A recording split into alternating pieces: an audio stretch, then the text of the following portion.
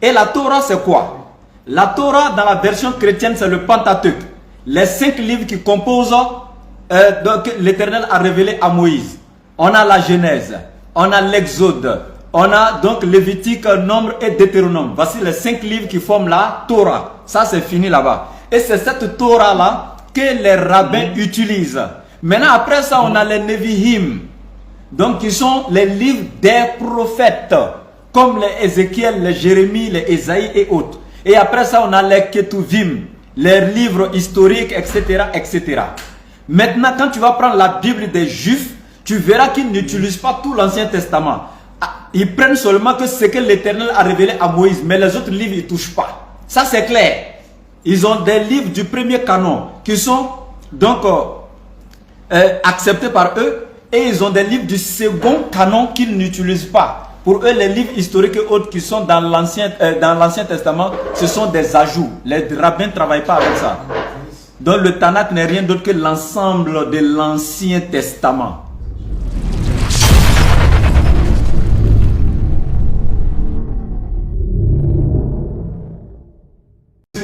Ah, ou bien tu dis je suis là. Tu as dit Bissim là ou bien je suis là? J'ai dit je suis là. Ah, je suis là. Tu as dit Bissim là. Donne-moi un passage public et puis tu expliques. Ok. Allons-y. Ok, d'accord. Voici, je prends le même passage. Voilà. On dit... Dans quel livre? Hein? Dans quel livre? Dans le même passage que tu as pris dans Genèse 22 là. Oui, dans la Torah, mais dans quel livre? Ah, Genèse là, c'est dans quel Genèse livre? là, c'est dans quel livre? Non, moi, actuellement, je suis en train d'utiliser la Torah. Mais c'est ça, c'est pas dans Genèse. Genèse là, c'est pas dans la Torah là. C'est pas même Genèse toi tu as pris là. Oui, oui. Alors, mais je te dis, c'est le même verset que tu as pris que je vais prendre. Tu me dis dans quel livre? Bon, allons-y. Voilà. Donc, après ces choses, Dieu mit Abraham à l'épreuve et lui dit, Abraham. Et il répondit, me voici. Dieu dit, prends ton fils, ton unique. Il reprit. Il reprit. Est-ce qu'on lit la même version? C'est important. Est-ce qu'on lit la même version, mon frère? Mais si tu dis la même version que mon frère, il reprit. Tu n'as pas dit prends ton fils. Aïe! Mais moi j'ai ma version ici. Est-ce que c'est ma faute? Il y a plusieurs versions de Bible. C'est pas ma faute. Ce qui est écrit dans ma Bible, c'est ce que je suis en train de lire. Pour que toi et moi soient sincères dans notre causerie, prends la Torah et notre version. C'est clair. Prends le Tanakh et puis on lit. Attends, le Tanakh se définit par quoi? Attends, le Tanakh c'est quoi? S'il te plaît, le Tanakh c'est quoi? C'est ce que les rabbins utilisent, les juifs là. Oh, c'est faux. Parce que dans le Tanakh, Les rabbins n'utilisent pas le Tanakh. Je vais te donner un coup magistral avant de rentrer dans le verset. Le Tanakh là, c'est ça, vous prenez des thèmes comme ça pour tromper les gens. Nous ne sommes pas limités en science. Hein. Quand on aborde un sujet là, on le maîtrise, nous les musulmans. Tu n'es pas sincère. Calme-toi. Moi, je suis le Tanakh. Le Tanakh là, c'est une version juive. Et calme-toi. Dit que Dieu prend Abraham et lui dit, non, c'est une autre version. Bon, explique. Quand tu as fini là, j'ai expliqué. Le Tanakh là, c'est un livre que nous on prend les éléments et va devenir. Ok. Explique ta définition de Tanakh. Je vais t'écouter. Je prends tout le monde à témoin. Je t'écoute sans t'interrompre. Même si je ne suis pas d'accord à t'écouter, tu expliques le Tanakh. Et moi, quand je vais prendre la parole, il faudra m'écouter aussi, s'il te plaît. On t'écoute, je dis même plus un mot, je t'écoute. Ok, bien, merci beaucoup. Le Tanakh, ce n'est pas ce que les rabbins utilisent. Ça, je te dis en même temps. Les rabbins n'utilisent pas tout le Tanakh. Et le mot Tanakh là, je vais te l'expliquer. C'est l'acronyme de quelque chose, Tanakh. Tanakh là, c'est la Torah, les Nevi'im et les Ketuvim. Donc quand on parle de la Torah, donc ça c'est le TA. Les Nevi'im, ça c'est le NA. Donc, et le K qui est à la fin, ce sont les Ketuvim. Donc c'est ça, on a rassemblé, donc on a pris les premiers mots de chaque nom pour faire Tanakh. Donc c'est la Torah, les Nevi'im et les Ketuvim. Et la Torah c'est quoi? La Torah dans la version chrétienne c'est le Pentateuque.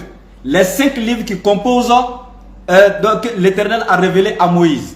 on a la Genèse, on a l'Exode, on a donc Lévitique, Nombre et Deutéronome. Voici les 5 livres qui forment la Torah. Ça, c'est fini là-bas. Et c'est cette Torah-là que les rabbins utilisent. Maintenant, après ça, on a les Nevi'im. Donc, qui sont les livres des prophètes, comme les Ézéchiel, les Jérémie, les Ésaïe et autres. Et après ça, on a les Ketuvim, les livres historiques, etc., etc. Maintenant, quand tu vas prendre la Bible des Juifs, tu verras qu'ils n'utilisent pas tout l'Ancien Testament. Ils prennent seulement que ce que l'Éternel a révélé à Moïse, mais les autres livres, ils ne touchent pas. Ça, c'est clair. Ils ont des livres du premier canon qui sont donc acceptés par eux, et ils ont des livres du second canon qu'ils n'utilisent pas. Pour eux, les livres historiques et autres qui sont dans l'Ancien Testament, ce sont des ajouts. Les rabbins ne travaillent pas avec ça. Donc le Tanakh n'est rien d'autre que l'ensemble de l'Ancien Testament.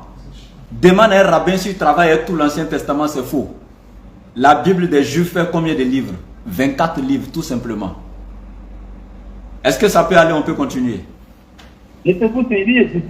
Ok, merci. C'est que la leçon est passée. Donc on va avancer avec le verset maintenant. Donc ici, Dieu dit à Abraham dans Genèse 22, prends ton fils. Ça, c'est déjà quelque chose de très intéressant parce que nous parlons ici avec le discernement. Ici, il dit prends ton fils. Effectivement, il met au singulier. Le ton ici est un adjectif possessif, mais singulier, c'est pas au pluriel. Il n'a pas dit prends tes fils. Donc du coup, entre les deux fils, il parle forcément de l'un d'entre eux. Il dit ton fils. Pour vous les chrétiens, c'est Isaac. Il n'y a pas de souci, mais regarde ce qui va se passer. Il va dire ton unique. C'est là que le problème va commencer. C'est français que nous parlons. Tu as dit que tu ne parleras pas, tu vas m'écouter. Donc je vais expliquer le verset et te donner la parole pour que tu le réexpliques. Mais il faudra me laisser parler. Il ne faut pas m'interrompre dans mon explication. Ok. Il a dit prends ton fils. Ça fait un. Donc ton fils, ce qui veut dire c'est l'un d'entre eux, pas tes fils. Donc c'est entre Isaac et Ismaël. C'est l'un d'entre eux. Mais son nom n'est pas encore donné. Il n'a pas encore donné les caractéristiques de ce fils. Mais voici le premier critère qu'il va donner concernant ce fils. Il va dire ton unique. La question qu'on va se poser. Entre les deux enfants, qui a goûté à l'unicité entre Isaac et Ismaël? Quand Ismaël est né, c'est la 14e année d'Ismaël, de sa vie, qu'est venu Isaac dans le monde. Ismaël était le premier fils d'Abraham. Il est resté unique pendant 14 ans avant que Isaac soit né. Mais quand Isaac est né après Ismaël, Isaac ne pouvait plus être unique parce qu'il est venu trouver son grand frère. Oh, le grand frère était unique pendant 14 ans. Lui, il a goûté à l'unicité. Mais le petit frère n'a jamais goûté à l'unicité parce que lui, il est né après le grand frère. Et du moins, il est venu trouver son grand frère, il ne peut plus avoir l'unicité. Ça, c'est impossible. Il n'a pas goûté à l'unicité. La preuve, vous pouvez dire, parce que je sais que dans ton explication, ce que tu vas donner, je commence à te bloquer déjà. Tu vas dire non, Ismaël était fils d'Abraham, mais il était fils illégitime, tant.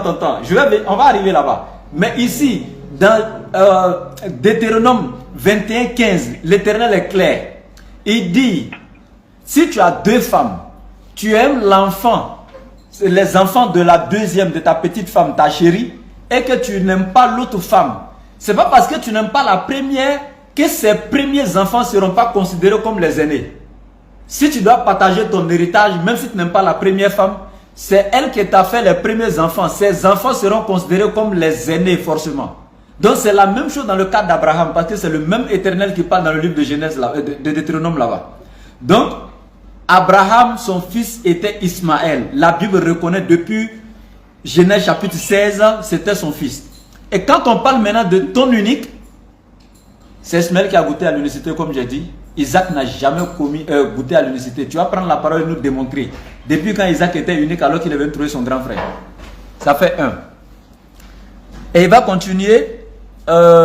Celui que tu aimes. Là encore, il y a un problème. Où tu sauras que les gens ont fait une fraude. Dans l'explication du verset, regarde ce qui se passe. On dit, si réellement on parlait d'Isaac, et que c'était l'unique fils d'Abraham, on te dit prends ton fils. Est-ce que l'Éternel est obligé même de dire encore ton unique? Parce que si tu as un seul enfant, et puis on te dit prends ton fils, c'est ton seul enfant. Mais pourquoi venir préciser encore ton unique? On veut cacher quoi? On veut disqualifier qui? Et puis on ne s'arrête pas à ton unique. Hein. On dit encore celui que tu aimes. Aïe. Mais ce n'est pas un seul enfant que tu as. Prends ton fils, ce n'est pas suffisant. Ton unique, ce n'est pas suffisant. Celui que tu aimes. Alors que tu as un seul enfant, on parle à qui? Donc, ici, c'est une falsification. Ça n'a jamais été Isaac, parce que le verset se contredit en lui-même. Isaac n'a jamais goûté à l'unicité. Donc, je donne la parole. Ok. Après cette discussion, je vais continuer. Ce que ma femme va m'attendre. Quand tu dis dans Deutéronome que Dieu dit que si tu épouses deux, si tu as épousé une femme et que tu en épouses une seconde, tu ne recevras rien de ce qu'on appelle héritage ou même des dons à la première. Si la première a fait des enfants, c'est le premier qui hérite. Ça fait un. Deuxièmement, tu dis que Agar a accouché Ismaël. Après 14 ans est né Isaac. Ok. Mais quand tu dis que est-ce qu'on avait besoin de reprendre en disant Dieu dit, prends ton fils, ton unique. Pas ton fils, le bien-aimé, ton unique. On n'a pas besoin de répéter, puisque Ismaël est né avant Isaac. Donc, ce qui veut dire que tu dis que l'explication a été tronquée. Ce n'est pas la bonne explication. Tu es en train de me faire comprendre que ce qui est dans le tabac que tu utilises là, que les Juifs utilisent là, il y a une erreur dedans. Parce que Isaac a été l'unique, le premier. Il y a un second fils. Et Dieu dit dans les versions que moi j'ai, qu'il a pris Isaac comme le fils de la promesse. C'est lui, c'est à lui que Abraham a dit à Abraham, frère Isaac, va faire de lui l'holocauste que je t'ai demandé. Tu dis non que c'est une mauvaise explication. Parce que quand Deutéronome dit que quand tu épouses deux femmes, le premier enfant ne doit pas être déshérité, mais l'héritage ne dépend pas de fait que l'enfant soit né ou pas. Le mari a discuté là, quand je lui ai dit que Dieu dit que Isaac portera le nom d'Abraham, il a dit dans l'islam, un enfant né hors mariage n'est pas reconnu, il ne peut pas porter le nom de son papa. Tu comprends? Donc, ce que tu as fait l'expliquer là, est-ce que moi j'ai fait toujours avec vous, c'est des langages subtils, c'est de la ruse. Vous voulez forcément authentifier le sac. Donc quand tu parlais, je n'ai pas dit un mot. J'ai demandé question. Non, j'ai dit, tu m'as posé une question. Tu m'as dit de expliquer le passage. Ok. Tu m'as donné deux versets bibliques. Moi, je ne te donnerai pas deux versets bibliques, je te donnerai le même verset. Ok. Dieu ne se contredit pas. Dieu là, il ne se contredit pas. C'est vous qui pensez que Dieu se contredit. Parce que quand tu dis que ce passage-là, c'est dans une autre version que les Juifs utilisent, que les Juifs n'utilisent pas tous les 24 livres de l'Ancien Testament, je te dis non. Donc, ce qui veut dire que ces discussions ne me surprennent pas. Puisque Dieu arrive dans le Nouveau Testament, les gens viendront, il y aura un moment où les gens voudront changer de temps et les circonstances ne réussiront pas. C'est ce qu'il a dit là qui va rester. Donc, déjà, si la base de cette discussion, on ne peut pas s'entendre. Parce que quand tu me dis que la Torah que j'utilise, que ce mot que moi j'utilise n'est pas complète, c'est une falsification, c'est comment on appelle ça? Dis-moi le mot. Toi qui n'as pas créé la Torah, qui n'as pas créé le Coran, c'est ça qui dit que Dieu s'est trompé. Ou même les gens ont expliqué qu'ils sont trompés. Et c'est dans le Coran que l'explication est juste et nette. On appelle ça là de l'orgueil. C'est comment on appelle ça. C'est-à-dire que tu es en train de montrer que c'est toi qui as l'explication absolue de la parole. Mais c'est pas vrai. Ce n'est pas vrai. Dans une année, on va remettre ça. Le juge de Abidjan, bien pas besoin de discuter. Aïe, tu veux partir? Tu parles français, je parle français. Tu veux partir? Tu fuis. On n'a même pas encore commencé, tu veux fuir. On fait des dents. Attends, on n'a même pas encore commencé les chants, tu veux fuir. C'est un passage du Coran qui dit des choses que vous dites qui ne sont pas justes. Pourquoi tu... de profaner le Coran. Pourquoi tu veux partir? Pourquoi tu veux partir? C'est une fois d'explication. C'est toi quand je parle, parce que quand tu as parlé, je n'ai pas dit un mot. Aïe, c'est un échange. Est-ce que c'est... Attends. J'ai pas... Effectivement, quand j'ai parlé, tu n'as pas parlé. Mais je t'ai laissé aussi un long moment pour parler. Tu es tombé sur moi parce que c'était un parti plus. Toi et moi, face to face, tu ne peux pas me convaincre. Mais ça là, c'est face à face. Ça là, c'est pas... Les gens nous écoutent, on est en direct actuellement. On remet ça. Tu parles français. Tu veux fuir ou bien? Si je m'en te dis que tu mens. Tu veux fuir? C'est une explication. C'est une erreur d'explication. Donc, c'est pas la vérité. Ça prouve que tu es limité en sciences, mon frère. Tu ne maîtrises pas ton sujet. Ça prouve que tu ne connais rien. Parce que pour moi, si quelqu'un me dit c'est falsifié, là, il y a lui dit de montrer les preuves tout simplement. Tu n'as pas le Saint-Esprit. Quelqu'un qui dit que je lis celui, il dit. Mais attends, pourquoi tu es fâché?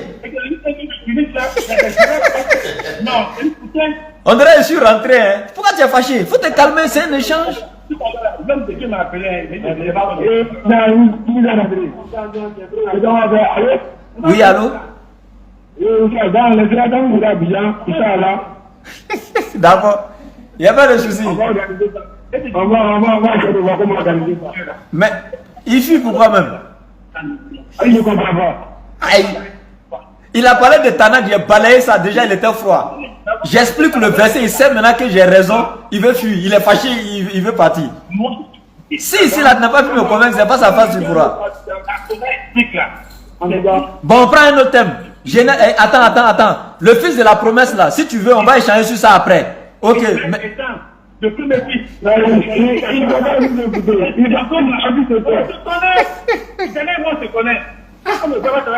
Bon, attends, si tu veux, le fils. Attends. Le fils de la promesse là, si tu veux, on va échanger sur ça après. On prend un autre thème ce soir. Il y a dit quelqu'un est venu à Abidjan en parler. Actuellement, moi-même, je m'aille à l'église. Il y a un frère qui a appelé son papa. Sinon, quand on t'a appelé, tu sais que tu partais à l'église. C'est parce qu'on t'a tellement. Ça veut dire que tellement que l'explication est claire, tu sais que tu ne peux même pas rebondir dessus. Tu es obligé de bavarder et puis partir. Ok. À la prochaine, il n'y a pas de souci.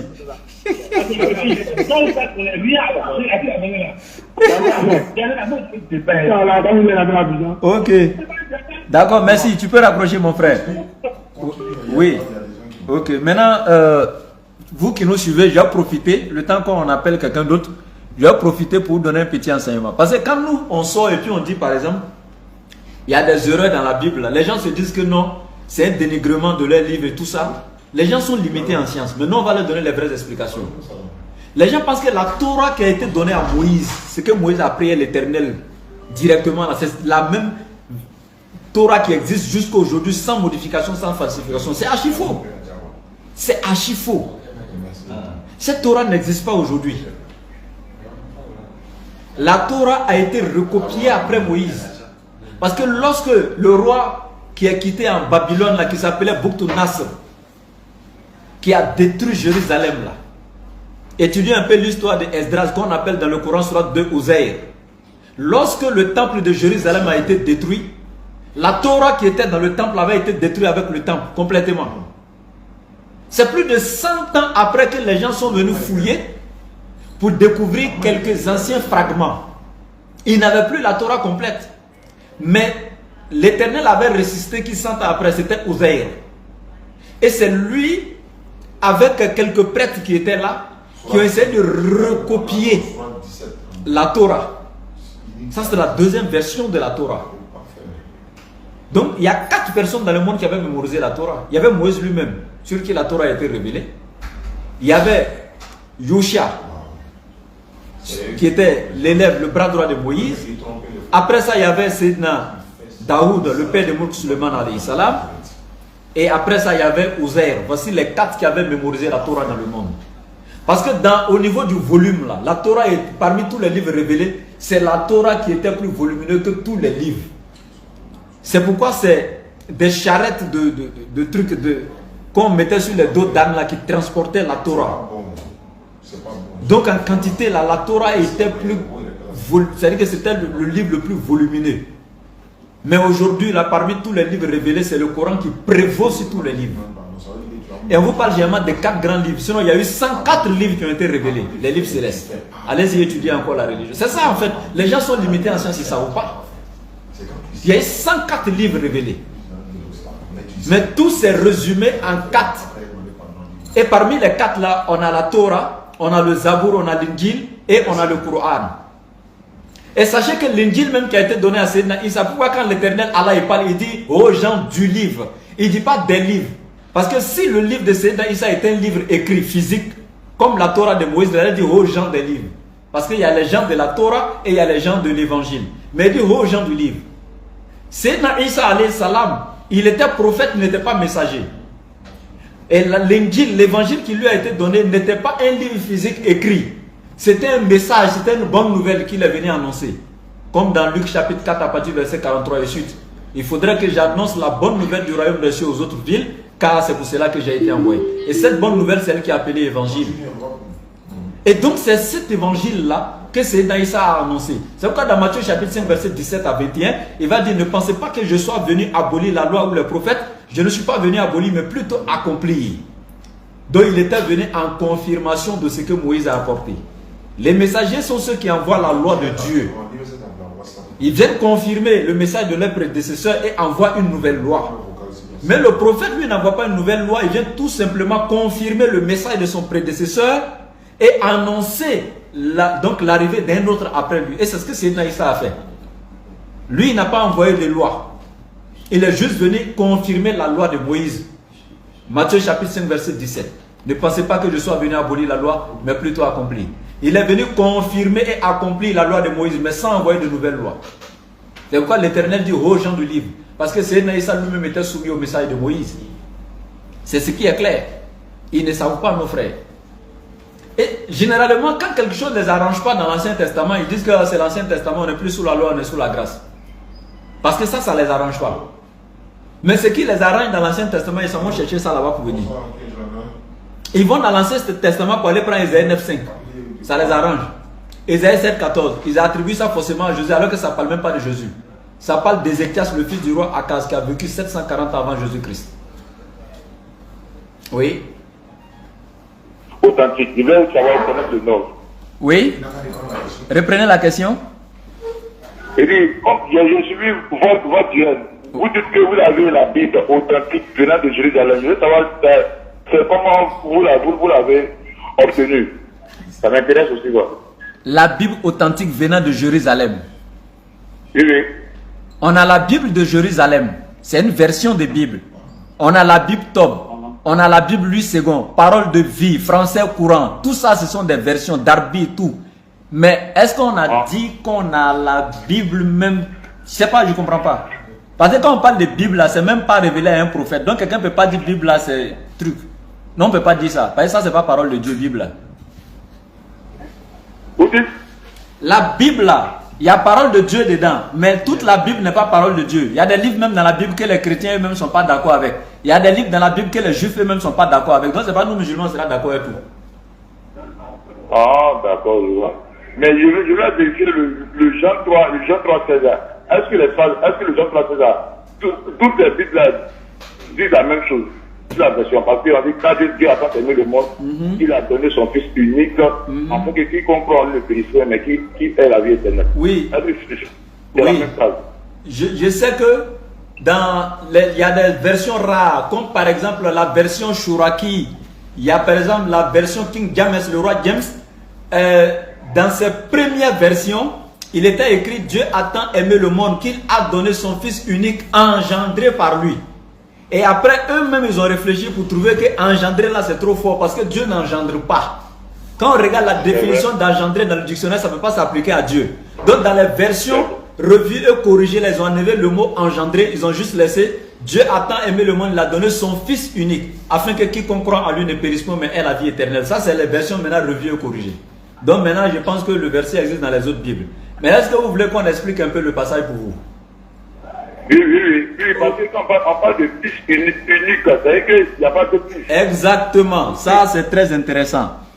Parce que là on parle de Fils unique, n'est-ce pas? Ça parle de Ismaël là aussi. Oui. Voilà, moi j'aime ça. Et on va essayer de voir quelque chose de très intéressant ensemble aussi. On va voir ce que ça va donner. Voilà, moi j'aime ça.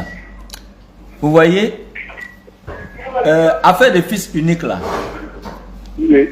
Je prends par exemple Exode chapitre 4 à partir du verset 22. L'Éternel dit à Moïse, ça c'est l'Éternel lui-même qui parle. C'est-à-dire que moi je pense que de toi à moi, avec le discernement qui nous anime là, un être humain, un père de famille là, qui peut connaître ses enfants que lui-même. Vous dites entre un père de... Je veux dire, un père de famille là, qui peut connaître ses enfants que lui-même? Non, personne. C'est lui qui sait qui il a mis au monde avant qui, n'est-ce pas? C'est ça. Donc quand on parle de Jésus, fils unique, si c'est dans le sens littéral, dans le sens propre du terme, regarde ce que l'Éternel dit dans Exode chapitre 4, verset 22. Il dit, tu diras à Pharaon, ainsi parle l'Éternel, Israël est mon fils, mon premier-né. Bon, ici, l'Éternel dit que c'est Israël qui est le premier-né. Il n'a même pas attribué le droit d'aînesse à Jésus. Maintenant, si Israël est le premier-né, comment ça se fait que le petit frère devient unique alors qu'il y a un grand frère qui est là?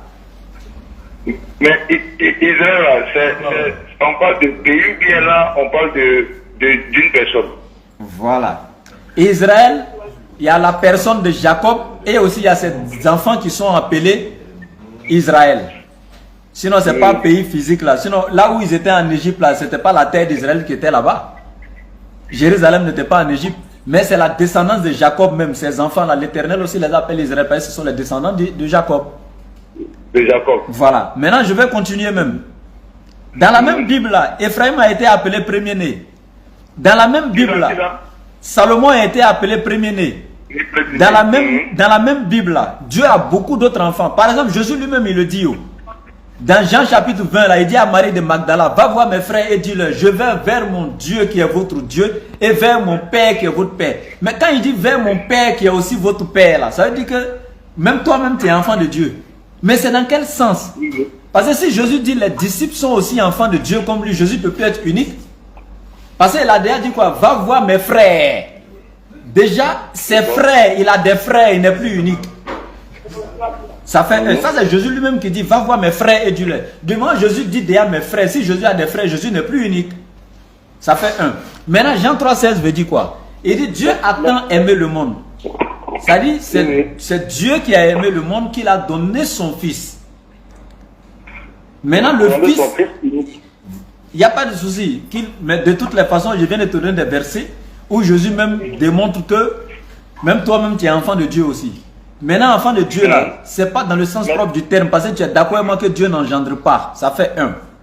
Donc, si Dieu n'engendre pas, ça ne peut pas être de façon littérale. Alors que c'est que, si Dieu n'engendre pas, c'est que ça veut dire que c'est, quand on dit Jésus est fils de Dieu, là, c'est dans le sens figuré. C'est dans le sens figuré. Parce que nous savons que Marie est la mère biologique. Marie est la mère biologique de Jésus. Marie est la mère de Jésus selon la chair. Oui. Parce qu'il a dit, je n'ai pas ça sur moi. Mais plus ça, il passe des mains, si vous voulez bien, je peux aussi vous, si c'est possible. J'aimerais savoir.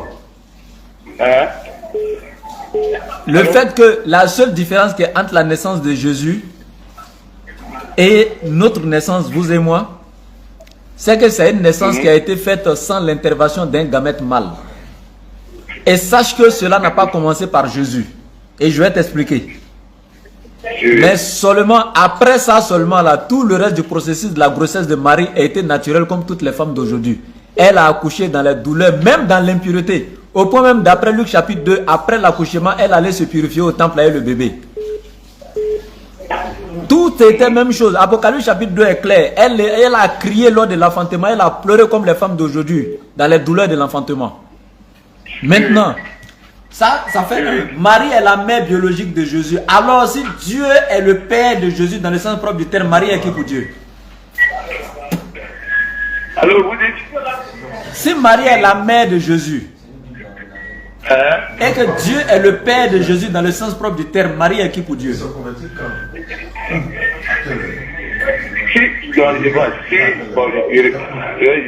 suis pas.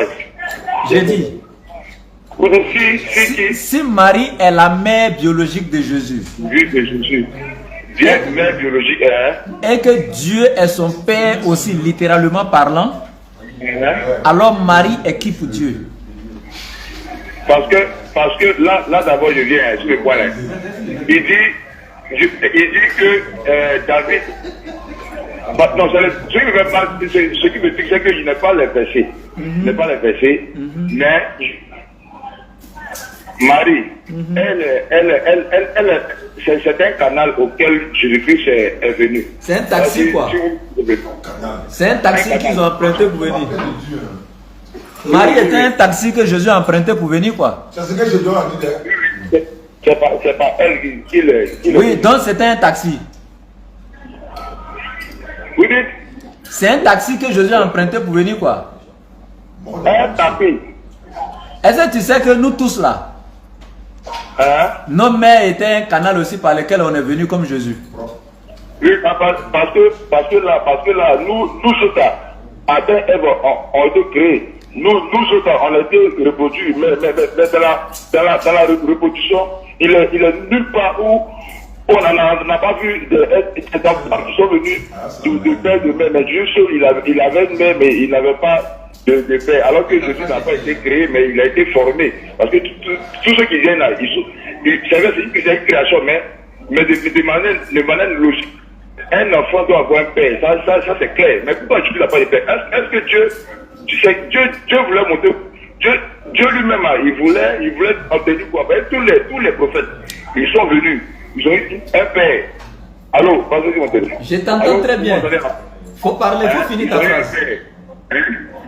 Ils ont eu un père, Moïse a eu un père, Abraham a eu un père, et que tous ils étaient des pécheurs. Mais Dieu seul a dit des cas qui étaient purs, sans péché. Quelle est la différence entre Jésus avec les autres? Parce que si tu regardes, tout homme est pécheur, mais Jésus il n'est pas pécheur. Il y a une question. Si tout homme est pécheur, Jésus il est qui alors il n'est pas pécheur? J'ai une question. Oui. D'abord, c'est que tu es en train de dire que Jésus est qui et puis n'est pas péché là. Il va t'expliquer. Jésus même t'a pas dit ça. Oh. Et puis il te montré dans la Bible que Jésus a péché. Jésus a péché. C'est dans le Coran que Jésus est pur. Mais moi, il te montré dans la Bible que Jésus a péché. C'est même pas une fois.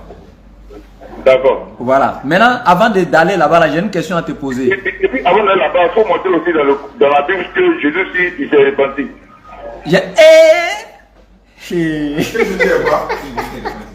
Donc toi, tu ne savais pas que Jésus s'était repenti. Il te lavé avec les versets ce soir. Faut te calmer. Attends, j'ai une question. Avant qu'on rentre là-bas, il y a une petite question. Il a te montré qu'il a péché. Il a te montré qu'il s'est repenti. Maintenant, avant ça, là, il y a une petite question. Est-ce que pour toi, là, Dieu est capable de tout? Dieu est capable de... Est-ce que Dieu est capable de tout pour toi? De tout.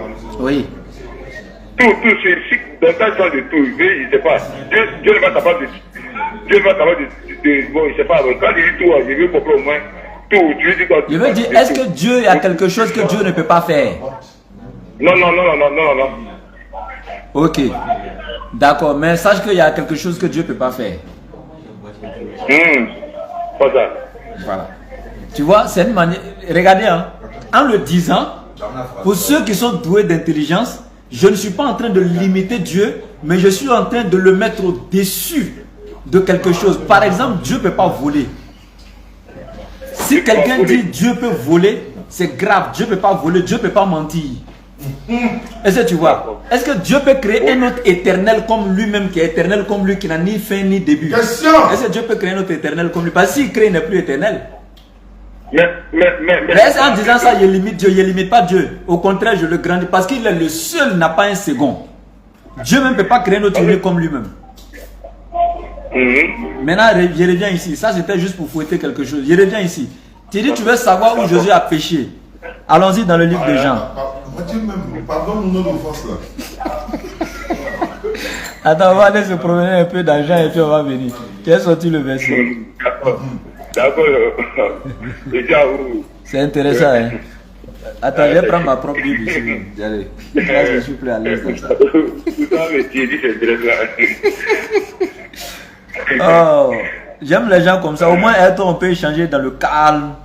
C'est bon, c'est bien. Voilà, c'est intéressant. Voilà. Donc, voici Jésus ici dans Jean chapitre 7, à partir du verset 8. Voici Jésus-Christ. Hein. Il dit à ses disciples, vous, donc, allez à la fête. Pour ma part, je n'y vais pas, car le moment n'est pas encore venu pour moi. Ça, c'est la Bible du semeur. Je vais dans une autre version, on va lire le même verset encore. Et il dit, montez-vous à cette fête. Pour moi, je n'y monte point. Ok. Maintenant, on va regarder la suite du verset, à partir du verset 10. Lorsque ses frères furent montés à la fête, il y monta aussi lui-même, non publiquement, mais comme en secret. D'abord, toi, tu dis aux gens de partir, tu ne vas pas partir. Et puis après, tu te caches pour aller. Tu as menti ou bien tu n'as pas menti? Non, il n'a pas menti, il a juste chez David. Il n'a pas menti. Il est parti après, tu viens. Oh, le gars va me tuer le soir là.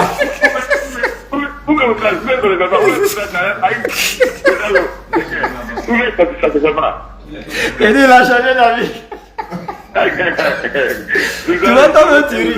Ça dit, attends. Attends, toi tu dis à quelqu'un. Attends, toi tu dis à quelqu'un. Il faut partir. Je vais pas là-bas. Et puis après, tu te caches pour aller. S'il avait changé d'avis là, il allait partir ouvertement. Et puis il allait partir ouvertement, mais puis il allait dire, tiens, il a changé d'avis et je suis venu. Mais il dit, je ne vais pas là-bas. Et puis il se cache pour aller. Et puis toi tu dis. Envie de cacher. Oui, la Bible dit, il s'est caché pour aller en secret. Il s'est caché pour aller en secret. Oui, c'est la Bible qui a dit, c'est pas moi. Tu peux lire le verset et moi. Ah, il s'est caché pour aller. Oui. Mais c'est pour tenir quoi? Hein? C'était pour. Mais est-ce que Dieu fait comme lui-même? Ok, on laisse ça. Attends, s'il te plaît. S'il te plaît. Allô? Oui, allô? Allô? Oui, allô? Il y a un verset où il dit que Jésus n'a pas été crucifié. C'est là même. C'est la partie que moi-même, je n'arrive pas à comprendre. Comment Jésus Non. Jésus n'est pas mort à la croix. Avant ça là, on a déjà montré. Moi, je t'avais montré que où Jésus avait fauté, il allait te montrer. Maintenant, il allait te montrer maintenant où il s'est repenti. Pardon. Avant d'aller dans la crucifixion. D'abord, où s'est repenti. Voilà. On va aller dans le livre de Matthieu encore. J'aime ça. Allahu Akbar. Allons dans Matthieu. Ça dit, j'aime Matthieu chapitre 3, à partir du verset 13 à 14. On dit, alors Jésus vint de la Galilée au Jourdain vers Jean pour être baptisé par lui. Mais Jean s'y opposait en disant, c'est moi qui ai besoin d'être baptisé par toi et tu viens à moi. Jésus lui répondit, laisse faire maintenant car il est convenable que nous accomplissions ainsi tout ce qui est juste. Maintenant, Jésus a été baptisé par Jean au verset 16 et suite. Maintenant, ce qui est intéressant, tu reviens maintenant en haut depuis le verset 1. Ils vont te dire, Jean était là dans le Jourdain faisant le baptême de la repentance et du pardon des péchés. Donc Jean faisait... Parce que le baptême veut dire. Jean faisait. Non, il y a plusieurs types de baptême. Mais le baptême que Jean faisait dans Matthieu chapitre 3, la Bible dit c'est le baptême de la repentance et du pardon des péchés. Alors, si Jean faisait le baptême de la repentance, et puis Jésus vient se faire baptiser, Jésus s'est repenti, oui ou non? Oui. Jésus, le baptême de la repentance, Jésus même il a deux buts. Non seulement il est venu pour sacrifier qui est donné à la croix. Non seulement il a aussi envoyé pour montrer comment un chrétien doit se conduire. Il doit montrer le chemin. J'ai compris. Écoute. Non, le problème n'est pas là. Le problème n'est pas là. Même si l'objectif était de montrer le chemin, je n'ai pas de problème avec ça. Mais est-ce que si c'est le baptême de repentance que Jean faisait, puis Jésus s'est fait baptiser, est-ce que Jésus s'est repenti, oui ou non? Non, Jésus n'est pas repenti. C'était le baptême de la repentance, non? Non, il a montré tout simplement. Oui, mais même s'il est venu montrer, il a été baptisé, oui ou non? Il a été baptisé. Maintenant, attends. Il a été baptisé. Est-ce qu'il est venu pour montrer là? Il pouvait venir s'arrêter au bord de l'eau et puis dire aux gens, rentrez, faites-vous baptiser par Jean, voilà. Là. Maintenant, il est venu lui-même les rentrer et puis il s'est fait baptiser par Jean. Jean même voulait refuser, il a dit non, il faut faire. Maintenant, il a insisté que Jean fasse. Il s'est fait baptiser du baptême de la repentance. Il a insisté. Jean savait qu'il n'est pas pécheur. Mon frère, s'il te plaît, de toi à moi, de toi à moi. De toi à moi, c'est le baptême de la repentance. Même si c'est pour montrer là, Jésus l'a fait, oui ou non. C'est le baptême de la repentance, mais il a juste montré. Mais il a fait ou bien il n'a pas fait. Pour montrer là, il a fait pour montrer, non? Il a fait le baptême pour montrer. Oui, il a fait pour montrer, mais est-ce que c'est pas repentir là, il a fait pour montrer? C'est comme dire que non, Jésus n'a pas péché, mais il demande pardon. Il demande pardon. Pourquoi? Je viens de te montrer dans Jean 7 que Jésus a menti. Faut quitter. Le mensonge est un grand péché selon la loi de Dieu depuis l'Ancien Testament. Ça fait un. Et puis je ne vais pas m'arrêter là. Juste même là. Dans Zacharie 3, même chose, il s'est pris. Regarde. Tu vas me dire encore que quand Jésus priait là, c'était pour montrer aux gens, c'est ça? Non, puisque le Bien sûr. Quand Jésus priait, l'Éternel ne s'est jamais prié, c'est faux. Je connais bien verset là que toi, il dit c'est archi faux. Mais il faut lire Zacharie 3. Je ne suis pas un plaisant. Je vais régler le cas de Jésus d'abord avant qu'on retourne dans l'Ancien Testament. Parce que moi, c'est ce qui. Parce que tout de suite là, si je prends des versets dans l'Ancien Testament, les versets qui te disent de ne pas m'importe, de dire à ta femme si elle est indisposée de ne pas rentrer à l'église, attends. Tu vas me dire tout de suite là, non, ça c'est l'Ancien Testament, on n'est plus sous la loi, on est sous la grâce. Mais quand un verset t'arrête dans l'Ancien Testament, tu vas chercher. Mais quand on te donne les lois de l'Ancien Testament, tu dis que c'est l'Ancien Testament, tu ne travailles pas avec. Vous faites 2 poids 2 mesures, mais on n'est pas là-bas d'abord. Quand tu me dis ici que Jésus priait pour montrer aux gens là, dans Luc 6, 12 là, la Bible dit quoi? Jésus est allé sur la montagne la nuit pour aller passer toute la nuit à prier Dieu. Pendant que ses disciples dormaient. Maintenant, si c'est pour prier pour montrer aux gens, moi je pense que quand tu veux montrer quelque chose à quelqu'un là, tu montres ça à la présence de la personne. Comme un procès qui veut. Attends, il faut m'écouter. Mais il faut m'écouter. Un professeur qui veut instruire ses élèves et puis il rentre seul en classe. Attends, je vais finir de parler, s'il te plaît, on est des matures. Un professeur qui veut donner une leçon à ses élèves, il rentre en classe à l'absence des élèves et puis il fait cours. Et les élèves ne sont pas là, il fait cours avec qui? Donc quand Jésus veut montrer là, il doit montrer ça à la présence des élèves. Mais Jésus va la nuit, lui seul sur la montagne pour aller prier. Prier là, il a fait ça seul, il montrait à qui pendant que les disciples dormaient. Il montrait ça à la montagne ou bien au bois qui sont en brousse là-bas. Est-ce qu'il a montré à... Est-ce que c'est seulement ici? Nous, on ne pas l'exécuter. On lui l'exécuter. Ça nous plaît. Ou bien est-ce qu'il avait montré au disciple comment prier? Est-ce que les disciples ont dit comment prier? Justement, là, il a montré la formule de la prière. Là, c'est fini. Mais pourquoi lui-même va s'agenouiller maintenant pour prier Dieu? Mais le problème est où? Il est parti prier. Il est parti prier. Et puis il n'est pas passé avec cette disciples. Il a montré ce qu'il a fait. Comment prier? Voilà. Là, il a déjà montré aux disciples. Mais là où il est parti seul maintenant pour aller faire la nuit, là, il ne s'était pas pour montrer à quelqu'un. Il allait adorer Dieu. Jésus s'est prié lui-même, comme le Seigneur s'est prié lui-même. Jésus s'est prié lui-même.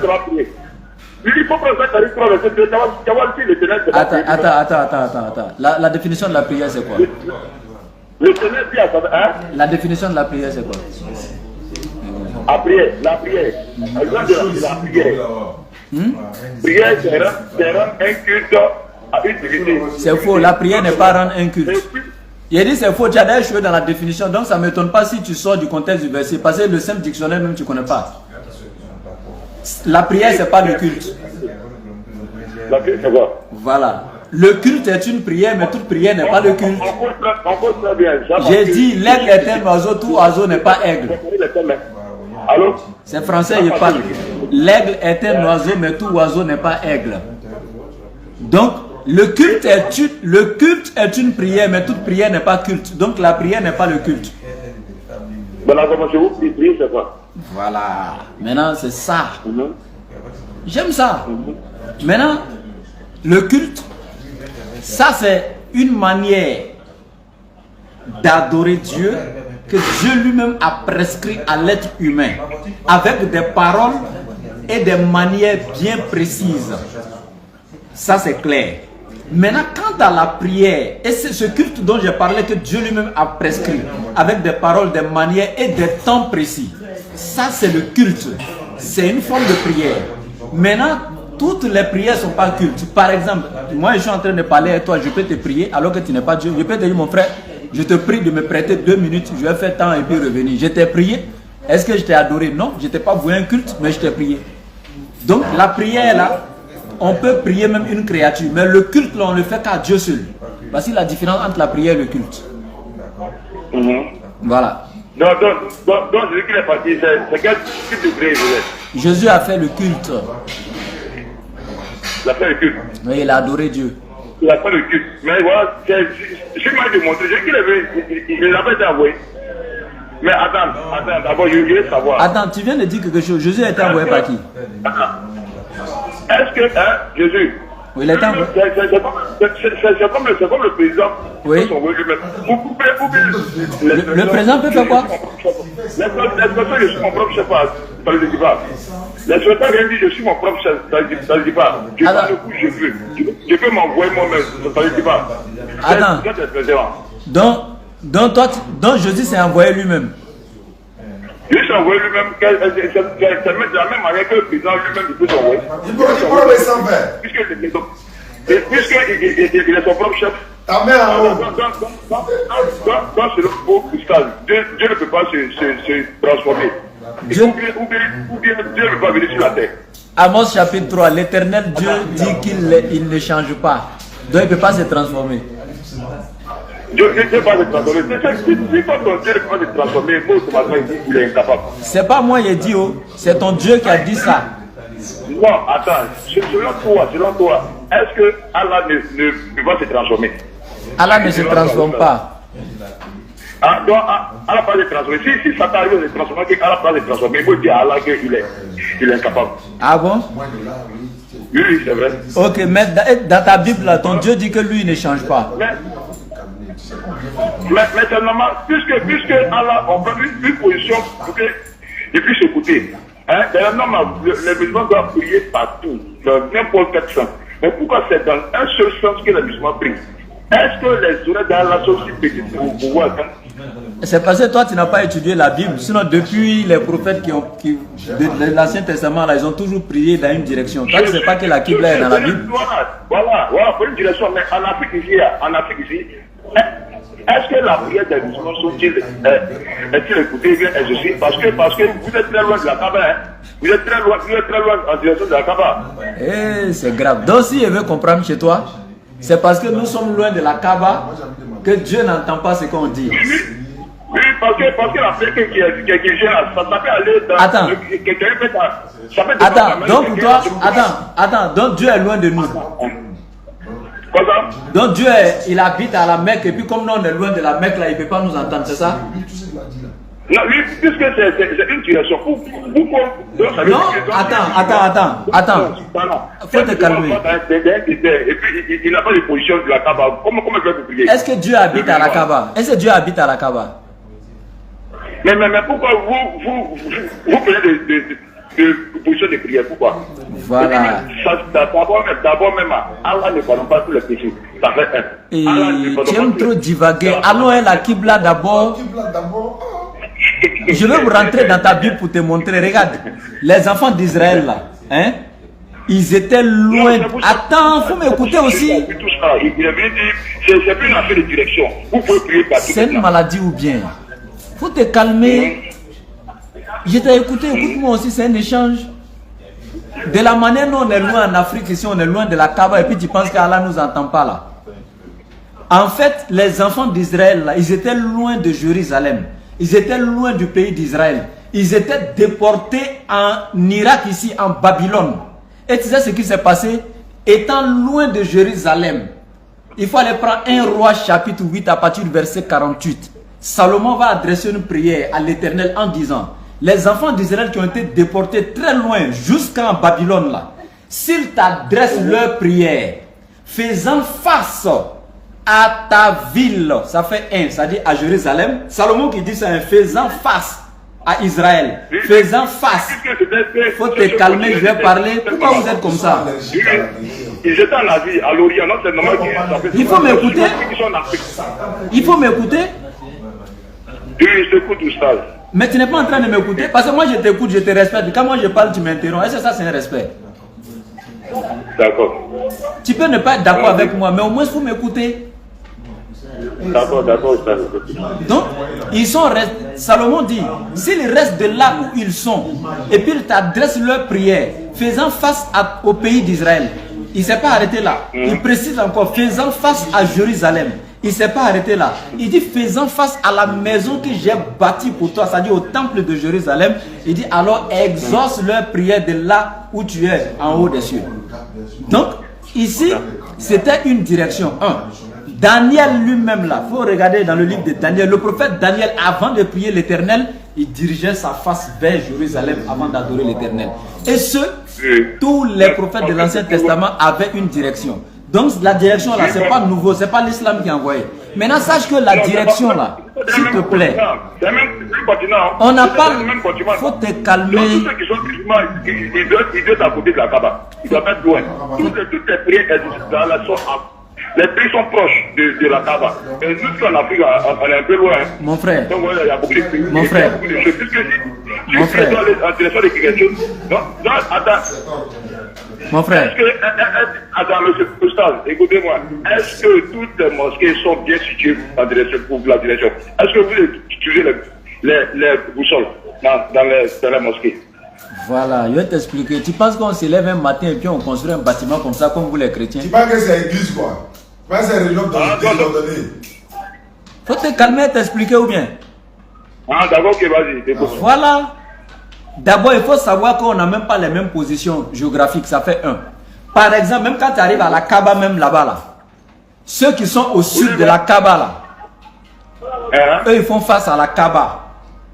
Et ceux qui sont situés, c'est-à-dire qu'au nord, eux, ils font face à la Kaaba. Ceux qui sont à l'est, ils font face. Donc, tu vas trouver que ceux qui sont au nord, eux, ils font face à qui? À ceux qui font face au... Eux, ils font face à ceux qui sont au sud. Mais les deux, là, eux, ils font... C'est-à-dire, ils prient faisant face à la Kaaba. Donc, nous qui sommes en Afrique ici, nous, on prie, on fait face à la Kaaba. La Kaaba, c'est le centre du monde, en fait. C'est le centre de la terre et c'est démontré scientifiquement. La Kaaba, c'est ça. Je viens. Et sache que ce n'est pas la Kaaba que nous adorons. Un, et Dieu n'habite pas à la Kaaba, ça fait deux. Nous adorons le Seigneur de la Kaaba et non la Kaaba.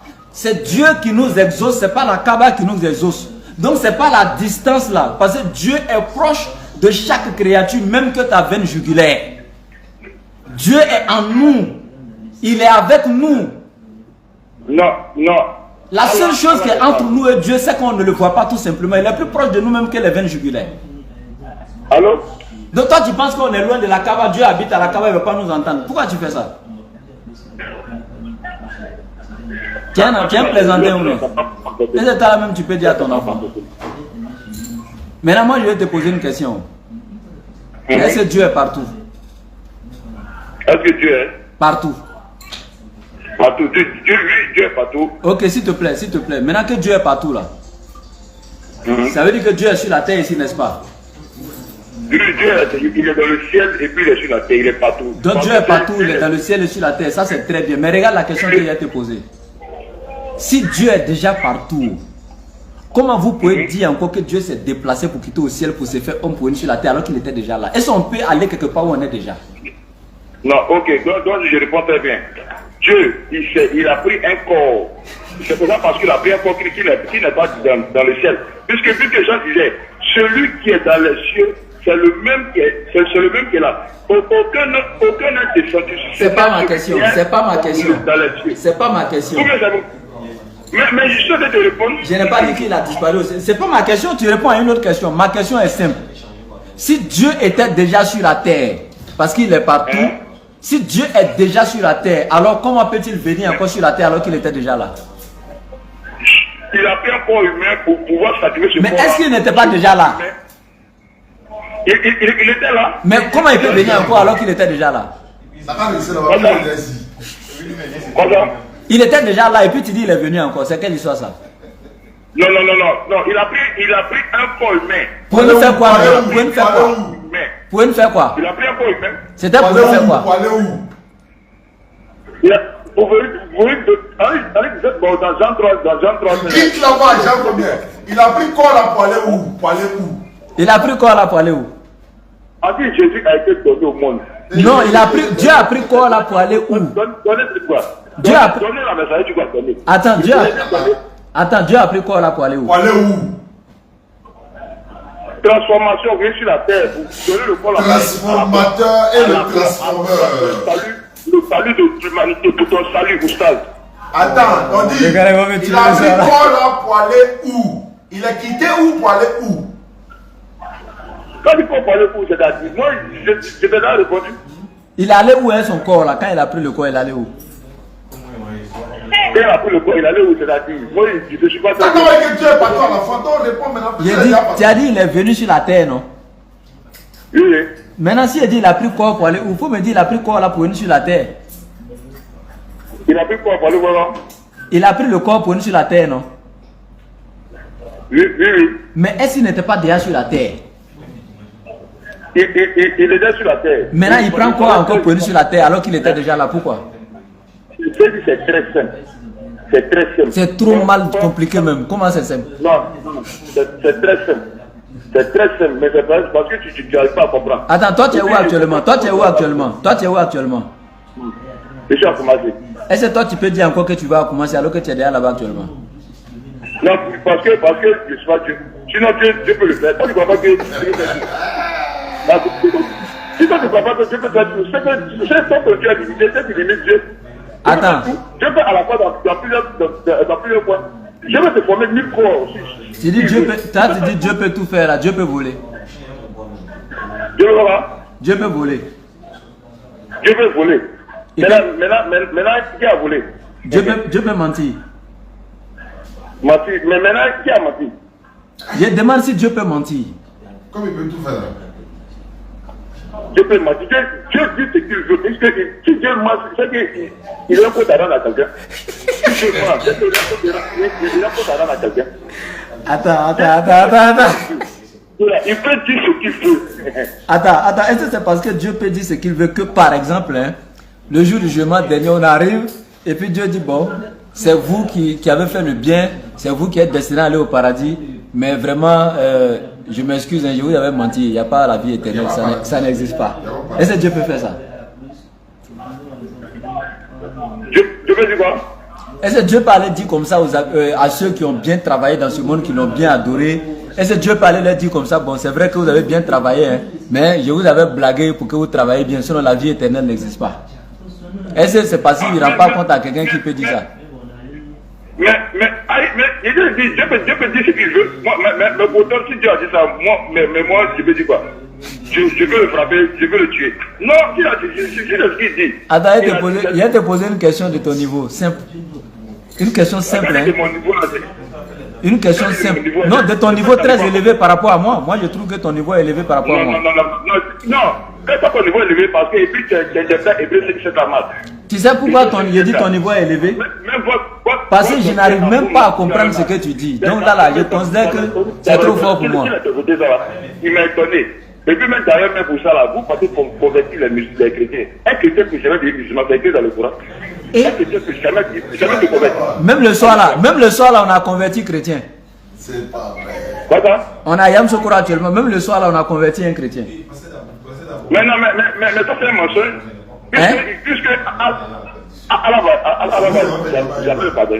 Pourquoi? Puisqu'il faut prendre la sourate. Il faut prendre la sourate dans les françaises. La sourate? C'est la sourate? Faut lire. La sourate quoi? Verset combien? Oui, non, c'est l'église. Hein? Faut lire. Ok. 7. Allah ne pardonne pas qu'on lui donne des associés. Allah ne pardonne pas qu'on lui donne des associés. À part cela, il pardonne à qui il veut. Son pardon n'est même pas fait, à qui il veut. Il fait un choix. C'est ça, hein? Je vais t'expliquer. Voilà. Écoute-moi. Allah ne pardonne pas à quiconque lui associe, n'est-ce pas, une autre divinité. Voilà. Ce qui veut dire que aussi, il y a une femme. S'il y a une femme, adorer un autre Dieu. Écoute-moi. Allah, il ne pardonne pas. Pardon, écoute-moi s'il te plaît. Allah, il ne pardonne pas à l'association. C'est Allah qui dit ça dans la sourate 448. Inna Allah la yaghfir an yushraka bihi wa yaghfir ma duna dhalika liman yasha. Ça c'est Allah qui le dit. Maintenant, regarde un peu l'enseignement que je te donne. Ça, c'est celui qui... Attends. Ça, c'est celui qui est dans l'association. Tu me poses une question, tu ne veux pas que j'explique. C'est quel échange ça? Tu me poses une question, tu ne veux pas que j'explique. Alors, mais je viens de te lire même le verset en arabe. Maintenant, je suis en train de t'expliquer. Maintenant, tu m'interromps. Écoute-moi. Voilà. Allah il dit qu'il ne pardonne pas à quiconque lui associe une autre divinité. Maintenant, je t'explique. Ça, c'est celui qui adore une autre divinité et qui meurt dans ça. Allah ne pardonne jamais à ce péché-là. Quand le... Attends, il faut m'écouter. C'est ça, vous êtes allergique à la vérité ou bien? Ah, faut te calmer. Le prophète là, de l'islam, quand il est venu, il est venu à la Mecque, là, il a trouvé que les Mecquois étaient des idolâtres. Il y avait plus de 360 idoles dans la Kaaba. Les gens se sont convertis, ils sont sortis dans l'idolâtrie, ils ont accepté l'islam. Allah pardonne leurs péchés. Le même Allah qui a révélé le verset au prophète là. Quand il dit Allah ne pardonne pas à l'associationnisme là, ça c'est celui qui meurt dedans. Sinon quand tu te convertis et que tu te résignes, tu reviens à Allah, Allah pardonne tous les péchés. Voilà, c'est ce que je te dis là. Toi tu n'avais pas compris. Voilà, mec. C'est ça. Maintenant moi je vais te poser une question. Attends, je vais te poser une question. À part cela, il pardonne à qui il veut. Il peut pardonner comme il ne peut pas pardonner. Attends, je vais t'expliquer. Non, attends. Quand Allah dit il pardonne à qui il veut, là, je vais dire quoi? Il pardonne, mais il ne pardonne pas. Je vais t'expliquer. Il écoute. Alors, Allah il pardonne à qui il veut, je te dis ça. Mais il pardonne à qui il veut. Voilà, je vais t'expliquer. D'accord. Voilà. Je te donne la réponse à deux volets. Voilà. Maintenant ici, quand on dit Allah il pardonne à qui il veut, la question qu'on se pose d'abord, qui est-ce que Allah veut? Est-ce que Allah... Attends, est-ce que Allah veut celui qui ne l'aime pas? Non. Attends, faut te calmer. Mais je n'entends pas ce que vous dites, parler doucement. Mais pourquoi vous êtes agité? En fait, tu entends très bien. Tu répliques sur ce que je dis. Parce que tu es allergique à la vérité, donc je reprends encore. Allah il pardonne à qui il veut. La question qui se pose c'est qui est-ce que Allah veut? Allah a déjà dit qui est-ce que lui veut. Allah veut ceux qui se sont résignés, qui ont accepté sa cause. Ceux qui n'ont pas encouru sa colère. Et c'est à ceux-là qu'Allah accorde son pardon après leur repentir sincère. Ça fait un. Deuxièmement, quand Allah dit pardonne à qui il veut là, ça veut dire quoi? Tu te dis que ça dit Allah choisit des gens comme ça, il les pardonne et puis il y en a il les pardonne pas. Bon, ceux-là, il les a choisis, il les a pardonnés, et puis les autres, là, il les a laissés, donc il est injuste. Non, ce n'est pas dans ce cadre-là. Je vais t'expliquer. Le Dieu du Nouveau Testament, pour vous, il est venu avec la grâce. Pourquoi c'est vous? Attends, faut te calmer. C'est ça ton problème qui est là. C'est ton problème qui est là. Il faut te calmer. Je vais expliquer, que tu veux ou pas, je vais expliquer. Donc, il faut te calmer en même temps, je vais parler. Ton Dieu de l'Ancien Testament, là. Pourquoi il laisse les gens de l'Ancien Testament sous la loi? Et puis c'est vous qui l'a choisi pour mettre sous la grâce. Pourquoi il n'a pas partagé la grâce là aussi les gens de l'Ancien Testament? Eux, il les met sous la loi dans la difficulté. Et puis vous maintenant, il vient vous mettre sous la grâce. Pourquoi?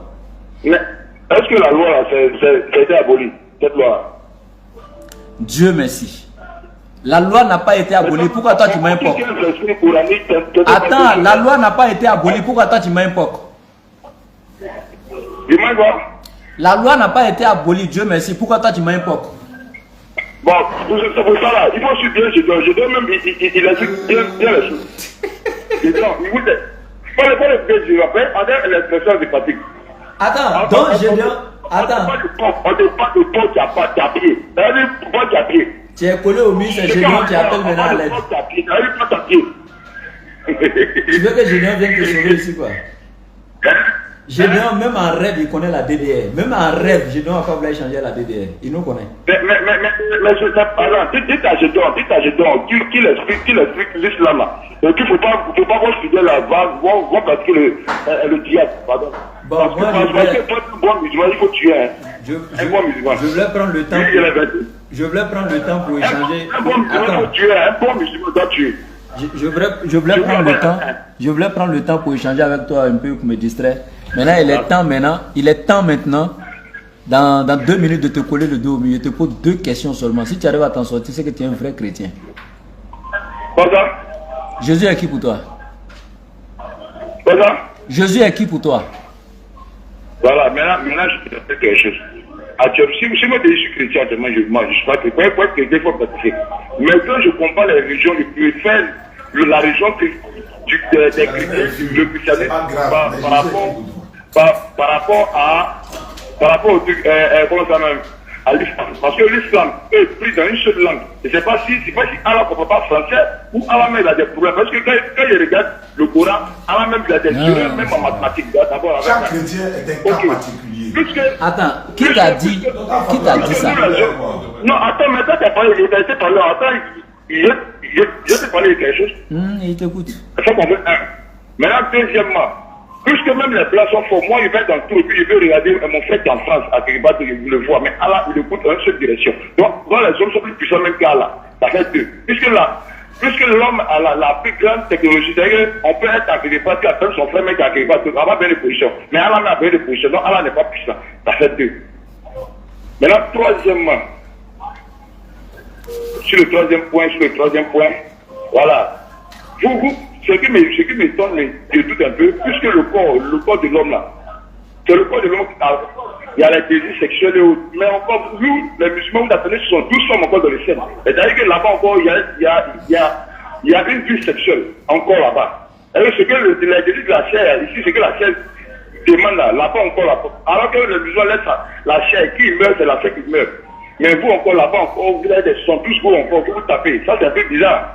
Maintenant, troisièmement, sur la création de l'homme, Allah ne connaît pas comment l'homme a été créé. Il utilise beaucoup de formules. Si ce n'est pas l'agile, c'est l'agile soudaine, c'est l'agile puissante.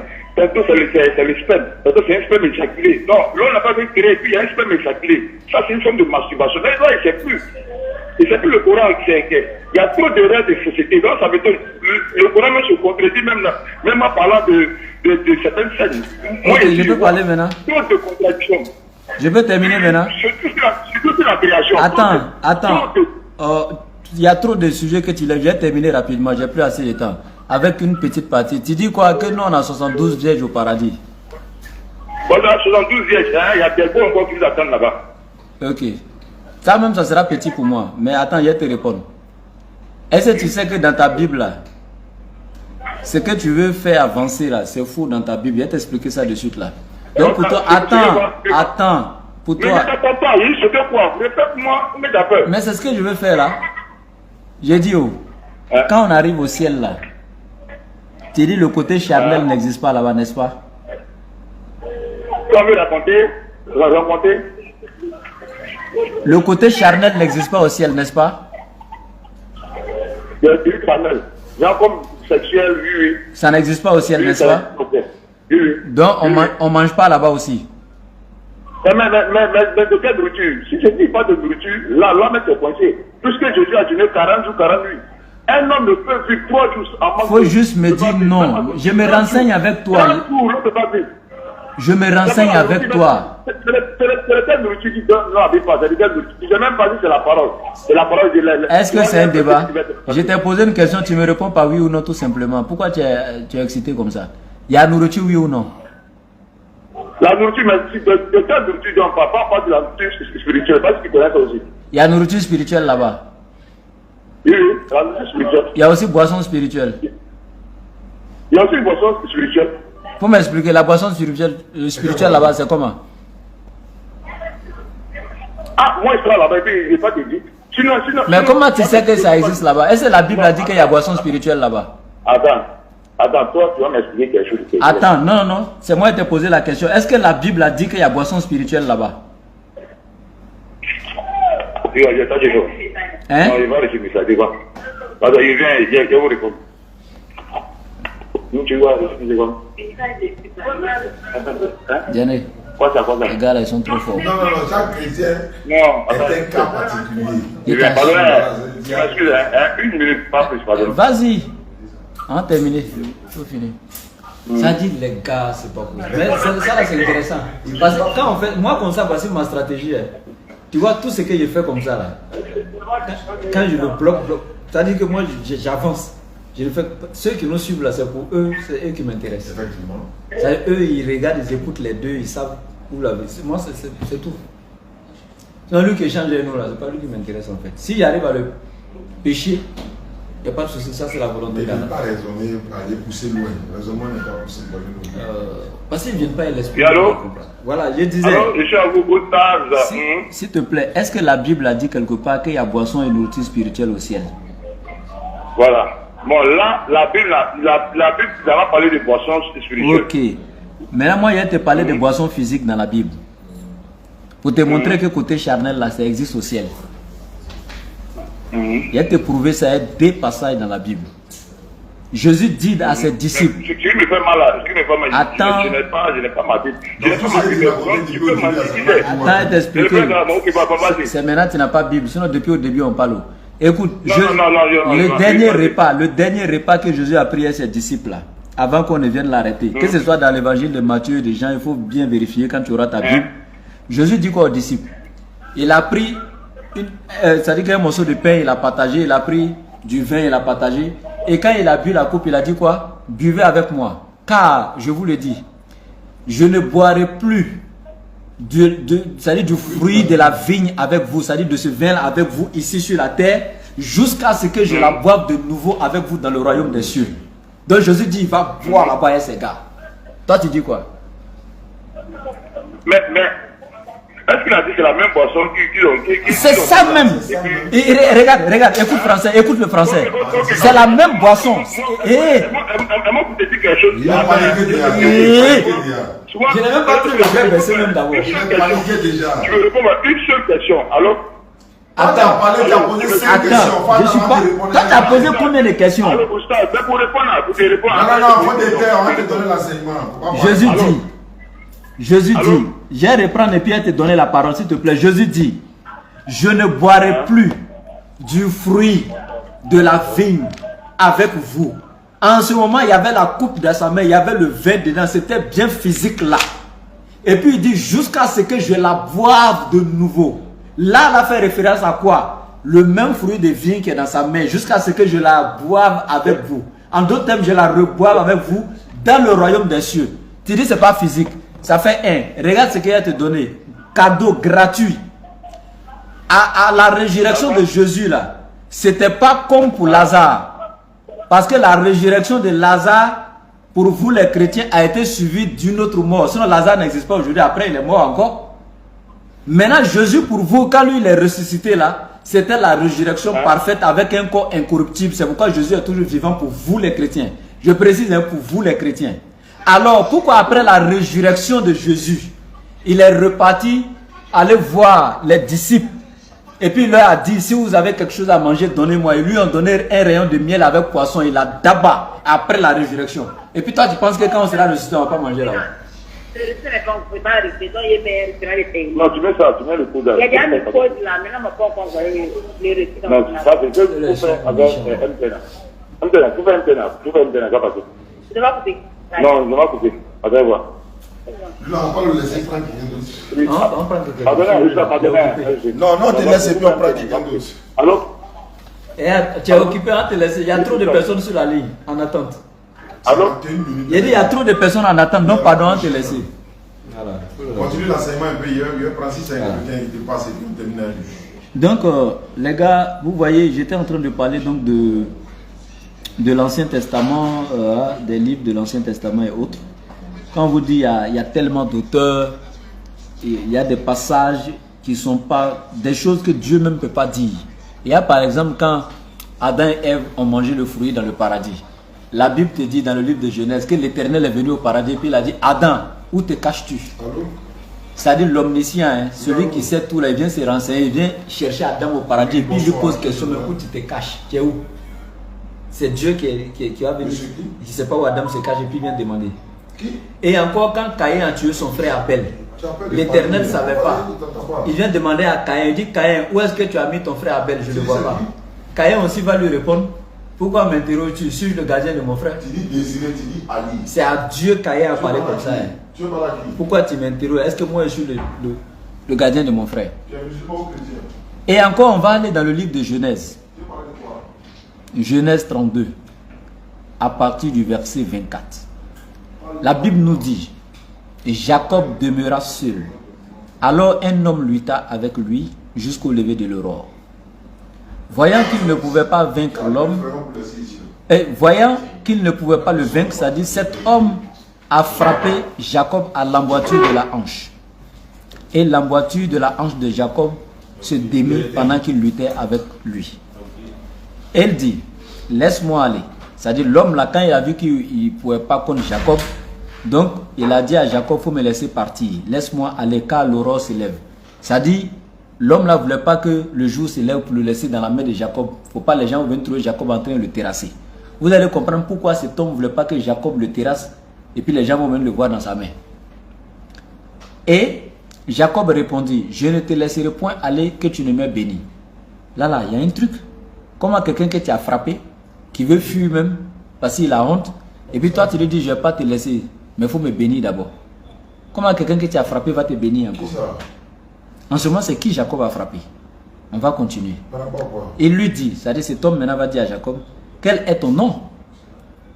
Et il répondit, je m'appelle Jacob. Et l'homme va dire encore, ton nom ne sera plus Jacob, mais tu seras appelé Israël. Car tu as lutté avec Dieu et avec des hommes et tu as été vainqueur. Donc Jacob a vaincu les hommes jusqu'à Dieu même est venu lutter avec Jacob. Et Jacob a frappé Dieu. Dieu ne voulait pas que les gens viennent le trouver dans la main de Jacob parce que le jour allait s'élever. Il dit, laisse-moi aller vite. Jacob dit, mais il ne faut pas aller comme ça. J'étais frappé, tu es Dieu, mais il faut me bénir aussi. Ce n'est pas chaque jour que Dieu vient se battre avec quelqu'un, il faut me bénir. Dieu encore va lui dire, tu t'appelles comment? Sa propre créature. Il va dire, il m'appelle Jacob. Il dit, bon, tu t'appelles plus Jacob, tu vas t'appeler Israël. Quand tu as lutté avec Dieu, tu as été vainqueur. C'est dans quel genre de livre que tu peux voir des âneries comme ça? Comment tu peux voir des choses comme ça dans la parole de Dieu? C'est gravissime.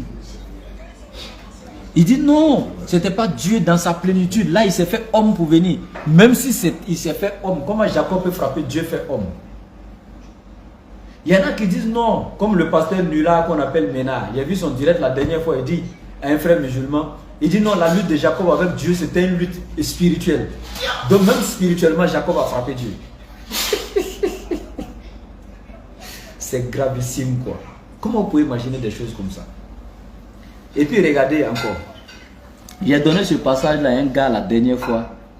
C'est lui-même qui m'a fait mourir de rire. Pour ceux qui ont suivi le direct ce jour-là. Dans Nom 31, 17. Il dit maintenant tu es tout mal parmi les petits enfants. Et tu es toute femme qui a connu un homme en couchant avec lui.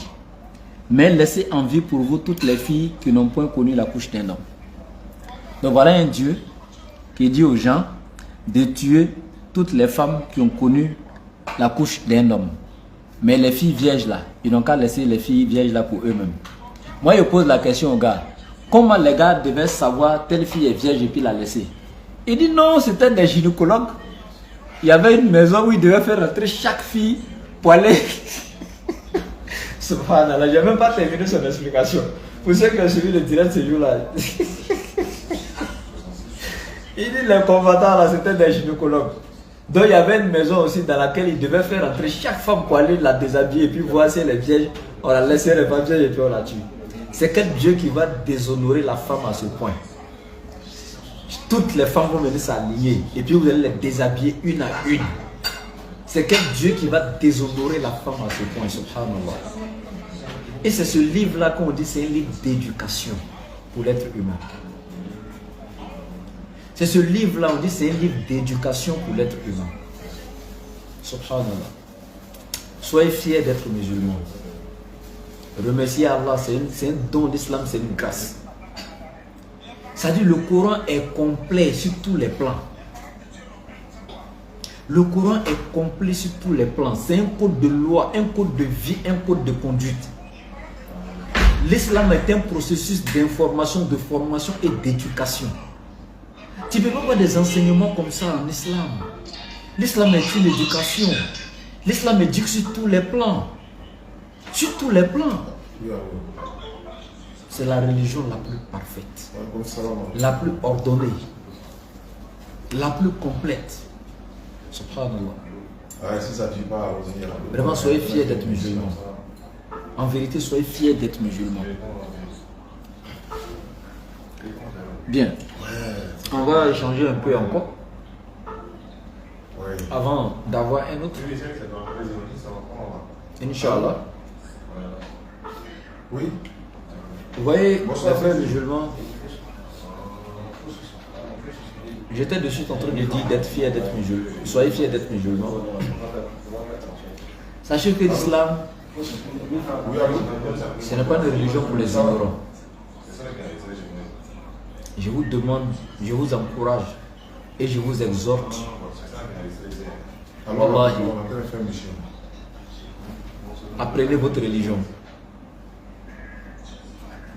C'est vrai, c'est intéressant de suivre la DDR, d'écouter, c'est intéressant. La DDR, là, c'est des êtres humains qui travaillent. On ne va pas vivre éternellement. Et si on n'est pas là demain, qui sont ceux qui vont prendre la relève? L'islam a besoin de la jeunesse musulmane. L'islam a besoin d'ouvriers actifs sur le terrain. Apprenez votre religion, soyez des soldats d'Allah.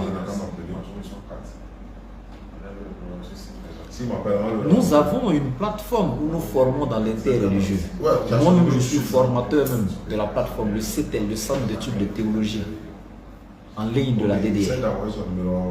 Avant qu'on finisse de construire le centre, le grand centre même de formation, donc pour les convertis et puis pour tous ceux dans le monde entier qui sont intéressés à l'enseignement de l'islam sur tous les plans, le centre sera disponible, Inch'Allah. Mais en attendant, il y a des cours en ligne qui sont disponibles. Moi, je suis formateur en ligne. Pour ceux qui veulent s'inscrire, les cours débuteront le samedi 6 mai à côté là, dans quelques jours. Donc pour ceux qui sont toujours intéressés, vous pouvez nous contacter par le plus 225. Le plus 225, le 07 09 01 93 47.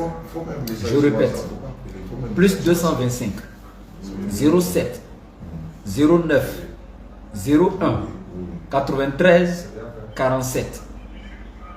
Et vous pouvez nous contacter, Inch'Allah, pour le reste des détails, Inch'Allah.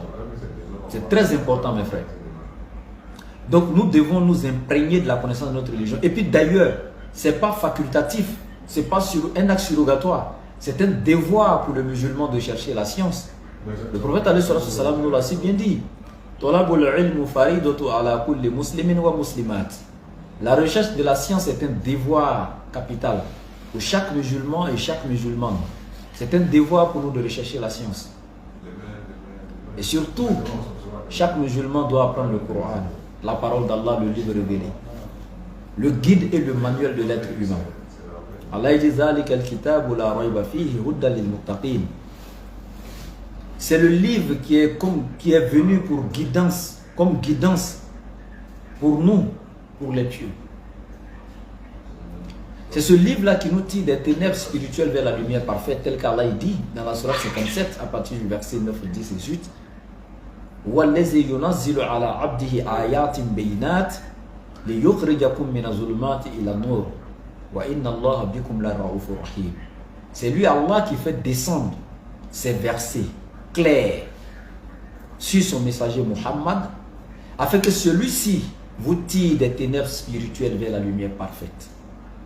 C'est le rôle du Coran. Alors c'est un devoir pour nous de l'apprendre.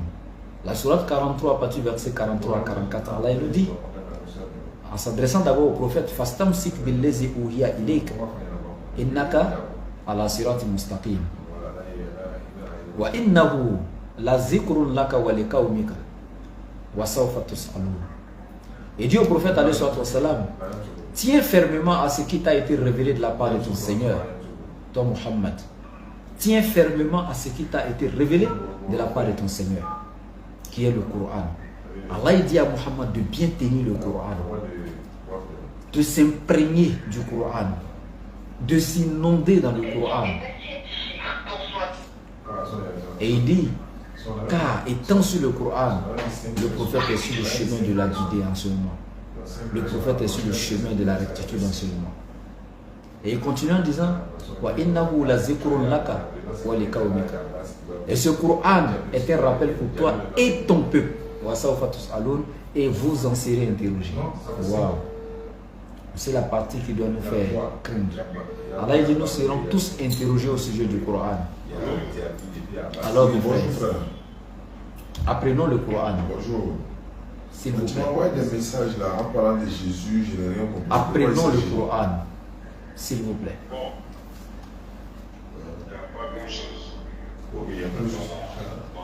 Ce que je l'explique, Oui, en fait, j'ai remarqué que la Bible et le Coran sont unis oui. par une vérité. Mhm. Voilà. Et aujourd'hui, mes concilies chrétiens refusent de comprendre la vérité que certains musulmans ont révélée. Voilà. Comme par Et moi, exemple, comme Jésus n'est pas Dieu. Ça, c'est clair. vous êtes chrétien? Je suis chrétien. Ça, c'est très très bien ça. Je suis chrétien. Ok? Jésus n'est pas Dieu. Ça, c'est clair. Oui. Maintenant, l'islam a montré que Jésus n'est pas Dieu, mais avec une manière intelligente humaine. Ça veut dire à travers une réflexion très simple. Mais la réflexion est tellement simple que les chrétiens refusent de la comprendre. Quand ils demandent, bon, tu dis Jésus est Dieu, est-ce que Jésus est mort? Est-ce que Dieu est mort? Il ne parle plus. Quand ils demandent, bon, tu dis Jésus est Dieu, donc Marie a couché Dieu, il ne parle plus. Donc je me suis dit quoi? Peut-être que le langage que les musulmans utilisent est tellement simple. Donc moi, en tant que chrétien, je me suis plongé encore dans une notion spirituelle, une dimension spirituelle, pour démontrer aux chrétiens encore que Jésus n'est pas Dieu. Voilà, et Dieu m'a donné cette mission-là de le faire. Donc j'ai des versets, j'ai un domaine spirituel, un langage spirituel encore, que j'ajoute à ce que vous avez dit pour prouver à mes frères chrétiens qu'ils sont dans l'idolâtrie. Voilà. Et le fait que le Coran reconnaisse le Dieu invisible et prie le Dieu invisible, c'est déjà une force. Voilà. Mais moi, pourquoi je suis resté chrétien, c'est parce que Jésus revient. Et les versets que j'ai envoyés nous conseillent d'être alliés à Jésus. Voilà pourquoi j'ai encore gardé le statut de chrétien. Et donc je me dis, oui. Mais il y a un souci. Oui. Jésus revient. Mais en tant que qui et pour faire quoi? Sinon, Jésus lui-même a annoncé aussi, si réellement vous suivez les paroles de Jésus, parce qu'il le dit, les paroles que vous entendez ne sont pas de moi, mais du Père qui m'a envoyé. Et celui qui ne m'aime pas ne garde point mes paroles. Donc si tu aimes Jésus, tu dois garder ses paroles. Dans les enseignements de Jésus, Jésus t'enseigne qu'il y a celui qui doit vous aider, qui va venir après lui. L'avocat, l'intercesseur. Celui qui doit vous venir en aide. Maintenant, est-ce que quand celui-là est venu en la personne de Mohammed, vous l'avez accepté? Bon, accepter la personne de Mohammed n'est pas le problème. Mohammed, c'est un prophète qui a existé après Jésus, comme aussi des prophètes ont existé avant Jésus. Voilà. Et ceux qui existaient avant Jésus, on a cru en eux, on a cru à ce qu'ils disaient. Donc, après Jésus, si quelqu'un vient qui ne défend pas l'enseignement de Jésus, on peut croire en lui. Ça, c'est un souci. Maintenant, si son enseignement va contre l'enseignement de Jésus, c'est là qu'il va y avoir problème. Alors que dans l'enseignement de Mohammed, il n'a jamais régné Jésus, il n'a jamais dit que Jésus n'est pas le messager exceptionnel de Dieu. On est même le seul peuple au monde qui accepte même la naissance miraculeuse de Jésus. Et le Coran est le seul livre au monde qui enseigne encore des miracles de Jésus que la Bible même n'enseigne pas. Alors que la Bible parle du dénigrement de Jésus. Justement. Voilà, la Bible parle plus du dénigrement de Jésus. Et le Coran parle des éloges de Jésus. Le Coran même dit qu'il était pur. Oh, la Bible nous dit que Jésus s'est repenti, il s'est fait baptiser dans le baptême de la repentance. Dans Jean 7, même verset 8, Jésus dit à ses disciples, ils n'ont qu'à aller à Jérusalem, lui ne va pas partir à la fête. Et au verset 10, on dit Jésus après encore est reparti en cachette. On le traite de menteur. Il dit il ne va pas aller et puis après on dit il est parti. Voilà, donc la Bible même dénigre, la Bible me parle plus des souffrances et des échecs de Jésus, alors que le Coran parle des éloges de Jésus. Exactement. Donc moi j'ai compris que le Coran respecte encore plus la personnalité de Jésus. Mais le problème, il y a un souci encore.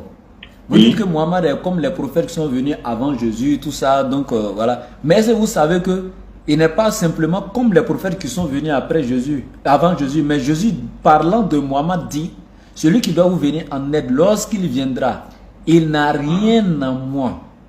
Il vous conduira dans toute la vérité et vous enseignera encore les choses à venir. Mais vous ne pouvez pas comprendre maintenant mes enseignements. Mais quand lui il va venir, il va vous donner tous les détails. Mais la partie qui m'intéresse, il dit, il n'a rien à moi. Et puis il dit quoi? Il vous est avantageux que je m'en aille. Pour que l'autre vienne. Et quand il te dit, il vous est avantageux que je m'en aille pour que l'autre vienne, ce qui veut dire l'autre là, il y a plus d'avantages dans sa venue que la présence de Jésus. Donc Jésus montre que par ricochet qu'il est plus grand que lui. Oui. Il n'y a pas de souci, parce que la religion est évolutive. Oui. La religion évolue. Voilà. Avant Jésus, il avait une manière de pratiquer Dieu. En présence de Jésus, il y avait une autre manière. Et en présence de Mahomet, il y a une autre manière. Voilà. Quand moi j'ai visité un peu les pages du Coran, quand j'ai lu un peu les pages du Coran, le Coran insiste plus sur la foi et les mérites de pratiquer la foi. Voilà. Bon, dans la Bible, c'est pas mentionné. Eux parlent de la mort de Jésus. Pardon? Eux disent que Jésus est venu mourir pour prendre les péchés. La Bible insiste sur ça. Voilà. Alors que ce domaine-là, c'est un domaine spirituel. Parce que Jésus, d'abord, il est très humain dans son esprit et dans son corps. Oui. Voilà pourquoi la Bible révèle que Jésus, il était immolé dans la prédestination. C'est-à-dire que dans la spiritualité, dans le mode spirituel, Jésus a souffert déjà comme un homme. Jésus même a payé le prix pour être sauvé, avant de devenir sauveur. Voilà, ça c'est mentionné dans la Bible. Et aujourd'hui, moi, dans ma manière de voir la religion, la chose dans le christianisme, je suis isolé. Voilà, moi, les chrétiens, moi, on se combat tous les jours. Mais tu es chrétien, voilà. non? Je suis chrétien. Ok, maintenant, il y a une question qu'on peut se poser, vous et moi. Oui. Si vous êtes chrétien, moi je pense qu'il faudrait qu'on sache aussi qui était Jésus. Parce que nous savons que le nom chrétien pour la première fois c'était dans Actes des Apôtres 11, 26, où ils ont été appelés chrétiens par qui? Par des adorateurs, des mécréants, des adorateurs de la déesse Astarte qui ont appelé les disciples chrétiens. Et la Bible même explique dans les commentaires, dans la note explicative, que c'était un sobriquet lancé aux disciples. En d'autres termes, une injure, une moquerie en quelque sorte. Et ce fut à l'an 43 après Jésus. Jésus est parti à l'an 33 et cette appellation est venue à l'an 43. Et c'est d'elle que maintenant l'appellation christianisme a vu jour. Maintenant, on ne peut plus dire que Jésus appartenait à un système qui a été fondé après lui. Bon, vous savez, aujourd'hui, la connotation chrétienne est une notion que le christianisme a adoptée, peut-être d'après l'origine de ce que vous venez d'expliquer, mais on ne va pas tenir compte de l'appréhension de ce que le profane pense du religieux. On ne va pas tenir compte de ce que le profane pense du religieux. Parce qu'aujourd'hui, islam, musulman, on peut vous donner un autre nom, peut-être pour se moquer de vous. Mais vous n'allez pas tenir compte de ça. Bon, comme ce sont les profanes qui ont dit ça, donc on va changer de nom. Vous allez toujours garder votre nom d'islam et de musulman. Donc c'est un propos qui n'est pas trop important. Je veux dire quoi? Les profanes peuvent venir dire un nom. Nous-mêmes, on ne va pas accepter ce nom parce que le nom de la religion de Dieu ne doit pas être donné par des profanes. Comme le nom christianisme comme ça, là, c'est les profanes qui ont donné. Dieu ne peut pas accepter qu'on donne les profanes viennent donner le nom de sa religion. Tu sais, c'est pas eux qui ont donné le nom de la religion chrétienne en tant que telle. Parce que l'origine du mot chrétien est liée à Christ. C'est lié à Christ. Voilà d'où vient le nom christianisme. C'est lié à Christ. Alors qu'en réalité, si on va sur ta base là, il y a toujours problème. Parce que du vivant de Jésus pendant son ministère, le nom Christ n'existait pas. Il s'appelait Jésus-Christ. Il ne s'appelait pas Jésus-Christ, c'est ça justement le problème. Et je vais t'expliquer. De son vivant pendant son ministère, il ne s'est jamais appelé Jésus-Christ. Même le jour du jugement, quand tu as l'appelé Jésus-Christ, il ne va même pas regarder derrière, il ne sait pas de quoi il s'agit, de qui il s'agit. Lui, le nom Jésus-Christ a été francisé. Jésus là a été francisé. La lettre J même n'existe pas parmi les lettres alphabétiques hébraïques. Son nom il vient. Parce que nous savons, nous sommes allés à l'école. Quand tu vois même sur la base même des critiques littéraires, on te dit traduis un texte dans une autre langue, quelle que soit la langue. Si tu traduis un texte, tu peux traduire tout du texte sauf les noms propres de personnes dans le texte. Donc même si on traduisait la Bible de l'hébreu en français ou bien de l'araméen en français, les noms propres de personnes comme le nom de Jésus ne devaient pas être traduits. On ne doit pas traduire le nom propre d'une personne. Ça c'est impossible. Même si le président chinois aujourd'hui fait un discours en Chine, s'il veut appeler le nom du président de la Côte d'Ivoire, il ne va pas dire ça en chinois, il va dire Alassane Ouattara. C'est un nom propre de personne, on ne peut pas changer. Or, Jésus là, ce n'était pas son nom de son vivant pendant son ministère. Son nom était Yeshua. Le Christ là, ça veut dire tout simplement le Mashiach, Hamashiach, celui qui a été oint. Et ils ont traduit ça en grec Kretos. Et du grec maintenant ils ont francisé en Christ. Donc le nom propre de personne a été traduit, transformé 3 fois.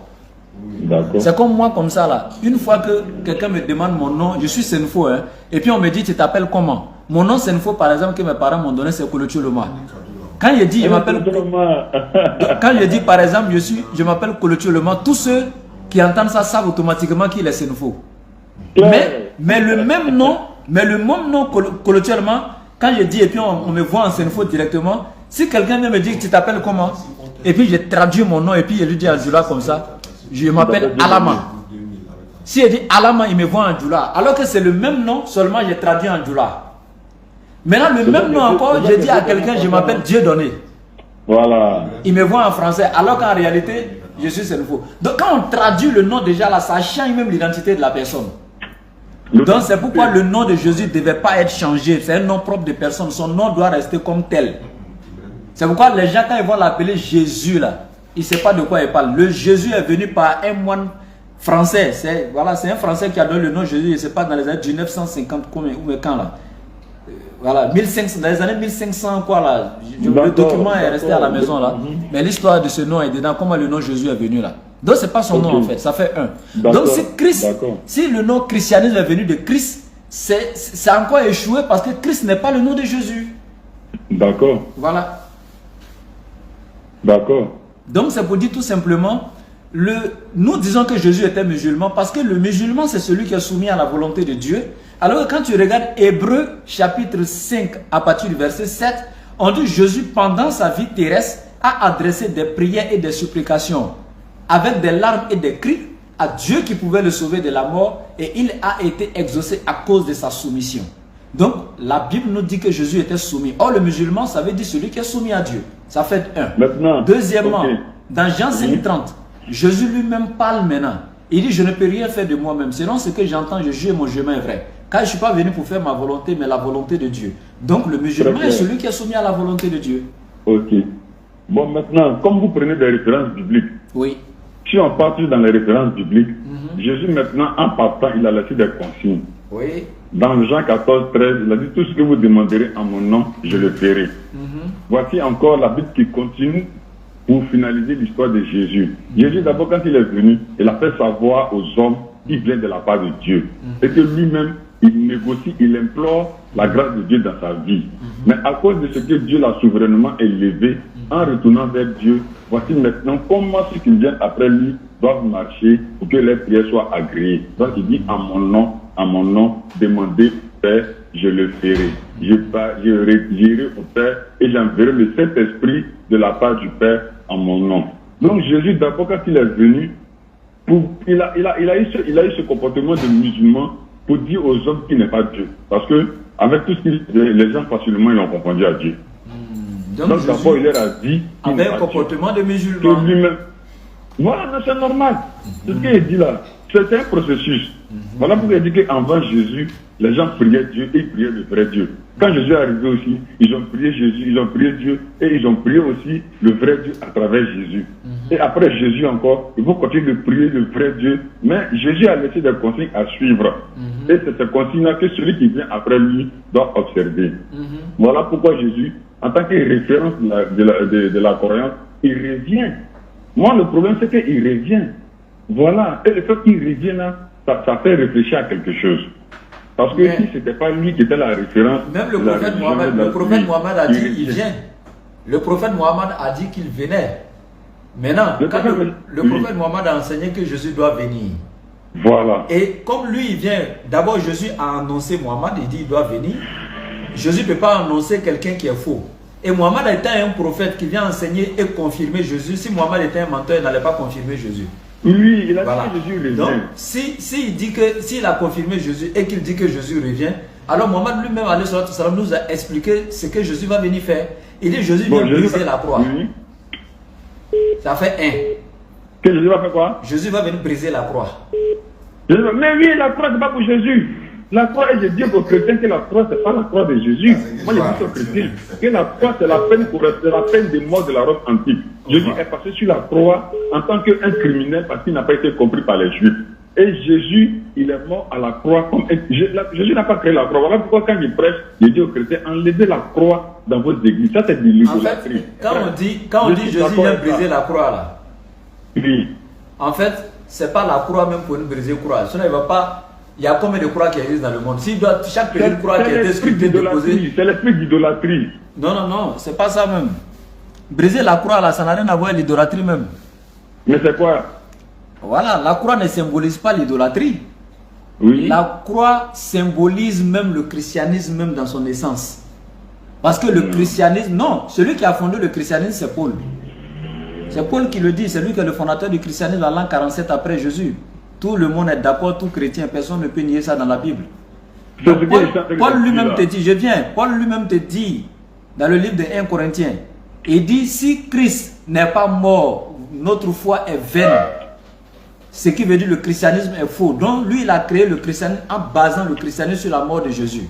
Donc quand le christianisme maintenant est basé sur la mort de Jésus et la mort étant symbolisée sur la croix, donc la croix par ricochet symbolise maintenant le christianisme même par essence. Donc Jésus vient briser la croix dans le sens où Jésus vient détruire le christianisme. Parce que Jésus était musulman. Jésus vient montrer que le christianisme était faux.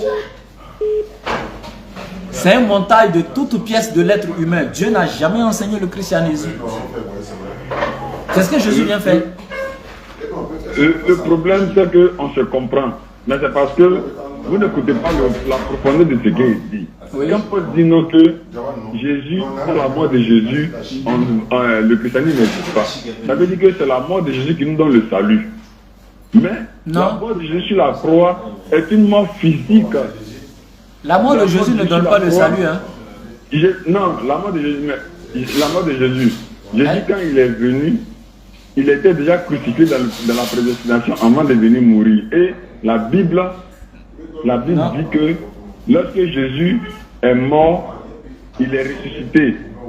Voilà. Et c'est pendant ces 3 jours de sa mort-là qu'il a essuyé les péchés du monde. Voilà comment il est devenu sauveur. Tu vois le problème c'est quoi? Voilà. Tu vois le problème c'est quoi?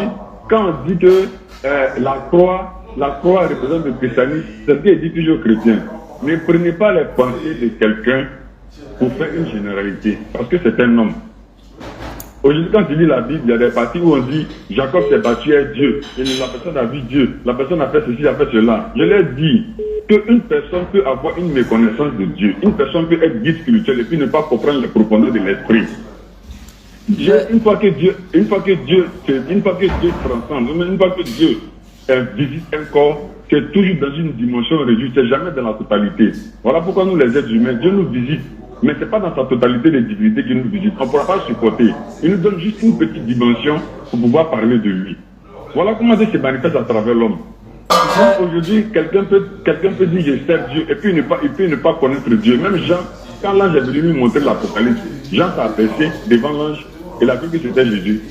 Et puis l'ange a dit non, il ne faut pas t'abaisser devant moi. C'est Dieu, on adore. Donc quelqu'un peut parler de Dieu et il peut ne pas connaître Dieu. Donc moi, je ne me base pas trop sur tel apôtre a dit, tel prophète a dit. C'est la cohérence. Voilà, il y a un fond. La spiritualité a une base. Et c'est à partir de cette base-là qu'on explique tout. Ce que je voulais te dire, c'est que en réalité, la mort de Jésus qui est enseignée dans la Bible comme étant le moyen du salut, contredit les enseignements de Jésus lui-même. Et quand tu vas regarder dans la Bible, les lettres de Paul, c'est eux qui enseignent la mort de Jésus comme étant le moyen du salut. Mais les passages dans lesquels Jésus lui-même parle ouvertement, Jésus ne le dit pas. Pourquoi? Jésus donne le moyen du salut, par exemple dans Jean chapitre 17, verset 3. Il dit pour obtenir la vie éternelle, cela consiste pour les êtres humains de te connaître toi, le seul véritable Dieu et moi Jésus-Christ que tu as envoyé. Jésus n'a jamais parlé de sa mort ici. Et la connaissance du Dieu véritable et le fait de suivre Jésus dans ses enseignements. Et les enseignements de Jésus sont lesquels? Dans Jean chapitre 10, verset 48 à 50, Jésus dit les commandements que vous entendez ne sont pas de moi mais de Dieu. Et ces commandements sont la vie éternelle. C'est pourquoi les choses que je dis, je vous les dis comme le Père me les a dites. Et Pierre même qui était avec lui va confirmer dans Jean 6, verset 66 à 69 en disant, Seigneur, à qui irions-nous? Nous savons que tu as les paroles de la vie éternelle. Donc c'est les paroles que Jésus enseignait qui donnaient la vie éternelle, qui sont les commandements de Dieu, mais nulle part la mort de Jésus sur la croix. Mais ça, les versets que tu cites là, c'est Jésus en tant qu'être humain, Jésus en tant qu'homme. Mais bien avant que nous existons sur la terre, il y a une vie qu'on appelle la prédestination que nous avons déjà vécue. Non, la vie là n'est pas appelée prédestination. Non, mais ça n'appelle pas comment? On appelle ça la vie dans la préscience de Dieu. Mais en réalité, oui. En réalité, cette vie-là, il n'y a pas eu de prophète dans cette vie, il n'y a pas eu de prêche dans cette vie. Personne n'a fait quoi que ce soit dans cette vie là-bas. C'est que si tu reconnais déjà qu'il y a une vie qu'on a vécue avant de venir sur cette terre. Toi et qui? Tu n'as pas vécu quelque part, hein? Donc mon esprit ne vient pas de quelque part. Mon esprit vient du corps que j'ai eu pendant les 9 mois de grossesse dans le ventre de ma mère. Avant le ventre de ta maman, tu n'as pas existé quelque part et tu es prévenu en même temps. Ah, donc je comprends bien, la spiritualité n'existe, le monde spirituel n'existe pas. Ça existe? C'est toi qui n'as pas compris. Maintenant, non, le monde spirituel existe. Maintenant, dans ce monde spirituel, c'est pas de ce monde spirituel que notre esprit provient. Quand tu ne connais pas, il faut dire, on va t'expliquer. Sinon, Non, c'est que tu dis, tu n'as pas vécu quelque part. Donc, c'est ce qu'on appelle le destin. Le destin, c'est dans le fait que tu as vécu quelque part. Ça n'a rien à voir, tu mélanges tous les sujets. Le destin n'a rien à voir avec la préscience. Donc c'est ce qu'on appelle le destin. C'est comme de suite là. Avant d'aller à la réalisation d'un film là, oui. Le réalisateur s'assoit et puis il écrit son film. Voilà. La manière dont ça va se passer, il a écrit, déposé. Voilà. Mais est-ce que le plan qu'il a fait pour déposer et puis le film a été tourné, le film existe là, c'est faux, le film n'existe pas. Mais c'est après ça maintenant qu'il va chercher les acteurs, le film sera tourné. Tu dis quoi? Donc, Dieu a décidé, il a décrété avant notre existence physique qu'on allait exister, il a tout décrété. Mais avant de nous faire venir à l'existence, mais dit que on vivait avant, c'est faux. C'était juste le décret, mais on ne vivait pas. Il a tout décrété, non? C'était écrit, déposé, mais ce n'était pas encore réalisé. Quand il a écrit là, ça veut dire que c'est une manière aussi de concrétiser, de formaliser ou de préparer. Tu ne vivais pas. Il a décrété que tu allais naître. C'est son décret qui existait, que toi tu allais venir, mais tu ne vivais pas là-bas. Que j'allais venir, non. Mais du fait que je sois déjà prévu de venir là, comme si j'avais l'existence de venir. Tu es déjà prévu de venir. J'avais déjà prévu de venir. Mon frère, j'ai faim, s'il te plaît, j'ai faim. J'ai fait un long voyage aujourd'hui, là, je suis venu à Yamoussoukro. J'ai faim, il n'y a pas encore mangé. Donc, on se prend demain. D'accord, il n'y a pas de problème. D'accord, donc on se prend demain, il n'y a pas de souci. Merci beaucoup. Merci beaucoup. Hein. Ouais, on va bien poser. Je suis très content, je suis très content. Merci bien. Que de vous bénisse. Ok, amen, amen. Merci beaucoup.